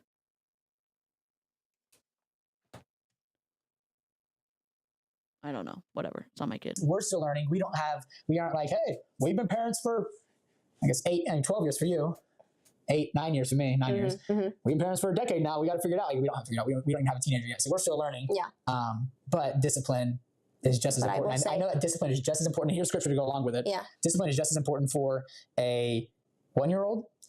You might need 2-year-old. 2-year-old. They have to know why you're disciplining them. Yeah. We aren't disciplining Black and Blue because he has no idea what's going on, right? You have to know. Yes. But it's just as important for a 2-year-old as it is for your 17-year-old because we all need it. Ephesians 6:4 says, fathers, do not provoke your children to anger, but bring them up in the discipline and instruction of the Lord. Proverbs 13:34 says, if your children are more afraid of you and potential punishments, they won't come to you when they need help. Yep. Who spares the rod hates him to discipline him. And they spank their kids. If you spank your kids, you're watching this on the replay. Don't use theology to fill gaps of your lack of understanding of science and the impact of something on your kids, on their brains, whatever. Is it God of the gaps?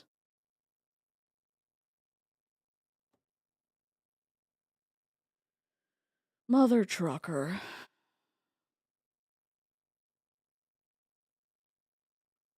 Jesus forking Christ. Yes, I'm watching The Good Place.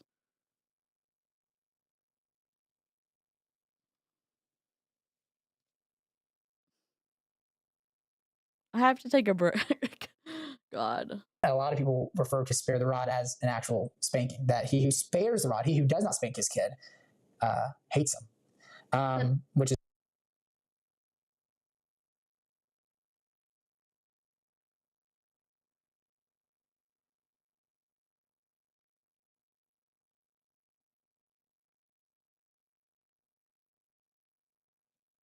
interesting. You can interpret that your own way. That's just a lot of people's interpretations. Proverbs 23:13, do not withhold discipline from a child. If you punish him with the rod, he will not die. Punish him with the rod and save his soul from death. So many people's interpretations of this. But you could take the rod as like punish him with. However you interpret the rod of punishment, right? But in biblical times, I take that as stern. Yeah, a stern punishment that is, you can punish your child sternly so that they learn to obey, so that you save them from making mistakes. We've just been fuckery has been afoot, honestly. Like we've talked about corn, we've talked about we've talked about not corn as in CRN, we've talked about corn but Adipe. We've talked about the second coming of Christ. We've talked about their plans for the future. We've talked about their daughter's cell phone. We've talked about, now we're talking about discipline. Lori Vallow, is that you? Oh my God, yes. Right? I mean, these mistakes that you might not discipline your child in will grow and grow and grow until they're an adult, and we see these adults nowadays making mistakes. It's like, how are some of these grown adults turning out so interesting? Yeah. Right? Yeah. So interesting. So is it their belief that everybody who doesn't believe the same as them politically did not get raised correctly, and that's how they believe that what they believe. I don't know. I feel like he could slippery slope his way there. Bye, Jenny. Yeah, right. Okay, but we are long overdue. So what we are going to do is we are going to end this in prayer. We love you guys. We want to pray over you. We want to pray over your life, over your marriage, over your kids, over your family. So if you have any specific prayer requests, would you They're going to pray for 5 minutes straight. Comment it down below so that we can pray for you right now. We will be praying over everybody as a group, but if any of you have any specific prayer requests, we'll give you guys like 20, 30 seconds. If there's anybody struggling with anything specifically, again, this is anonymous, so you don't have to put your name. God knows you. God knows your heart. God knows your situation. We don't. But comment right now. We'll pray for you. You guys pray for the people in this chat as well, because again, this isn't the Cole and Savannah app. This isn't the Cole and Savannah show. Yeah, it is. You're the one that's getting paid. You're the one that's getting paid. We're done. You're done. We did it! We did it! We did it! Yay! Always team up. We did it! Yay! Woo! Hooray! We did it! What the hell did we just listen to? Okay, here's why we listened to it. Here's the issue. Cole, that guy, and Savannah are stepping away from family vlogging. I think they're slowing it down. Their last video was 2 months ago. They're still going strong on social media platforms, but the issue I think is, one of them, we're not seeing as much into the potential danger that's going on, because now we're getting less of a picture of what's going on. Now I would have hoped they would have taken their kids fully offline, but we see part of what forms their psychology, what forms their belief system, and unfortunately now Cole is going to be using that on his downline in Neolife. Not Neo-Life, Neolife. He has been kind of taken under the wing of this guy who has 12,000 people in his downline, and they are just salivating to have this huge social media star in this multi-level marketing company. So, not only the twistiness of MLMs, we're going to have the twistiness of this stuff on top of the twistiness of MLMs. So, yeah. If y'all don't... what am I going to say? If y'all haven't watched Hannah Alonso's video, we've covered one of the Zoom calls. Hannah has two that they were the first ones I saw. And so Hannah Alonso has some really great videos on these two. If you want to see the way that they talk about him and kind of lift him up as their mini savior of multi-level marketing on their team. And then we'll keep an eye on the app for everybody. But hopefully this warns you against fluffery in the wild. I like finding out what's out there and growing in my, I say awareness, like you gain knowledge so that you can advocate for yourself. I know sometimes we look at stuff and we're like, I'm terrified now. I'm terrified of the future. I'm terrified of people. Knowledge is empowering. And if you're feeling fear about it, I mean, that can be debilitating. I hope to encourage you that knowledge gets to empower us. And I hope that it's empowering us to not get taken in by multi-level marketing scammers and unethical parenting vloggers. Cole, I hope every day you have a small rock in your shoe and can't get it out. A fun iteration I had at work today is that the customer told me I have a relaxing therapy voice, that my voice is calming. It was really sweet, especially considering I'm semi-verbal. That's amazing. I'm sure that felt really good. We did it. Maya? Yep, welcome to the dark side of the internet. MLMs are running amok. I will see y'all later. I'm trying to work on, I will get probably a 15-minute video of this up. I'm not going to be able to do it tonight because I'm going to go to sleep. But thanks for joining me. I don't know if we unraveled anything because the ball of yarn of fuckery might have been too big, but I appreciate you trying with me anyways. If you enjoyed the video, please hit the like button, share your thoughts, in the comments if you want to after the stream has ended. Replay crew, let me know what you think. For more content like this, you can subscribe. That'll be awesome. We're working on getting to 9,000. But if you want to be in the loop on the streams, turn on the notification bell. And I have lots of videos if you want to watch something else. But stay curious, and I'll see you next time. Toodles. Oh, where is it? We're so close. You're so close, EJ. Campsite? Hey everyone, it's DC. Want to share your MLM story? Blow the whistle on a current or past MLM, cults, unethical coaches or businesses, or get in touch with our moderators? Head over to my campsite.bio link in my YouTube description. It's your one-stop shop for all things anti-MLM. Whether you're looking to submit your experience, expose unethical practices, or just connect with our community, we're here to listen. Let's fight MLM schemes together.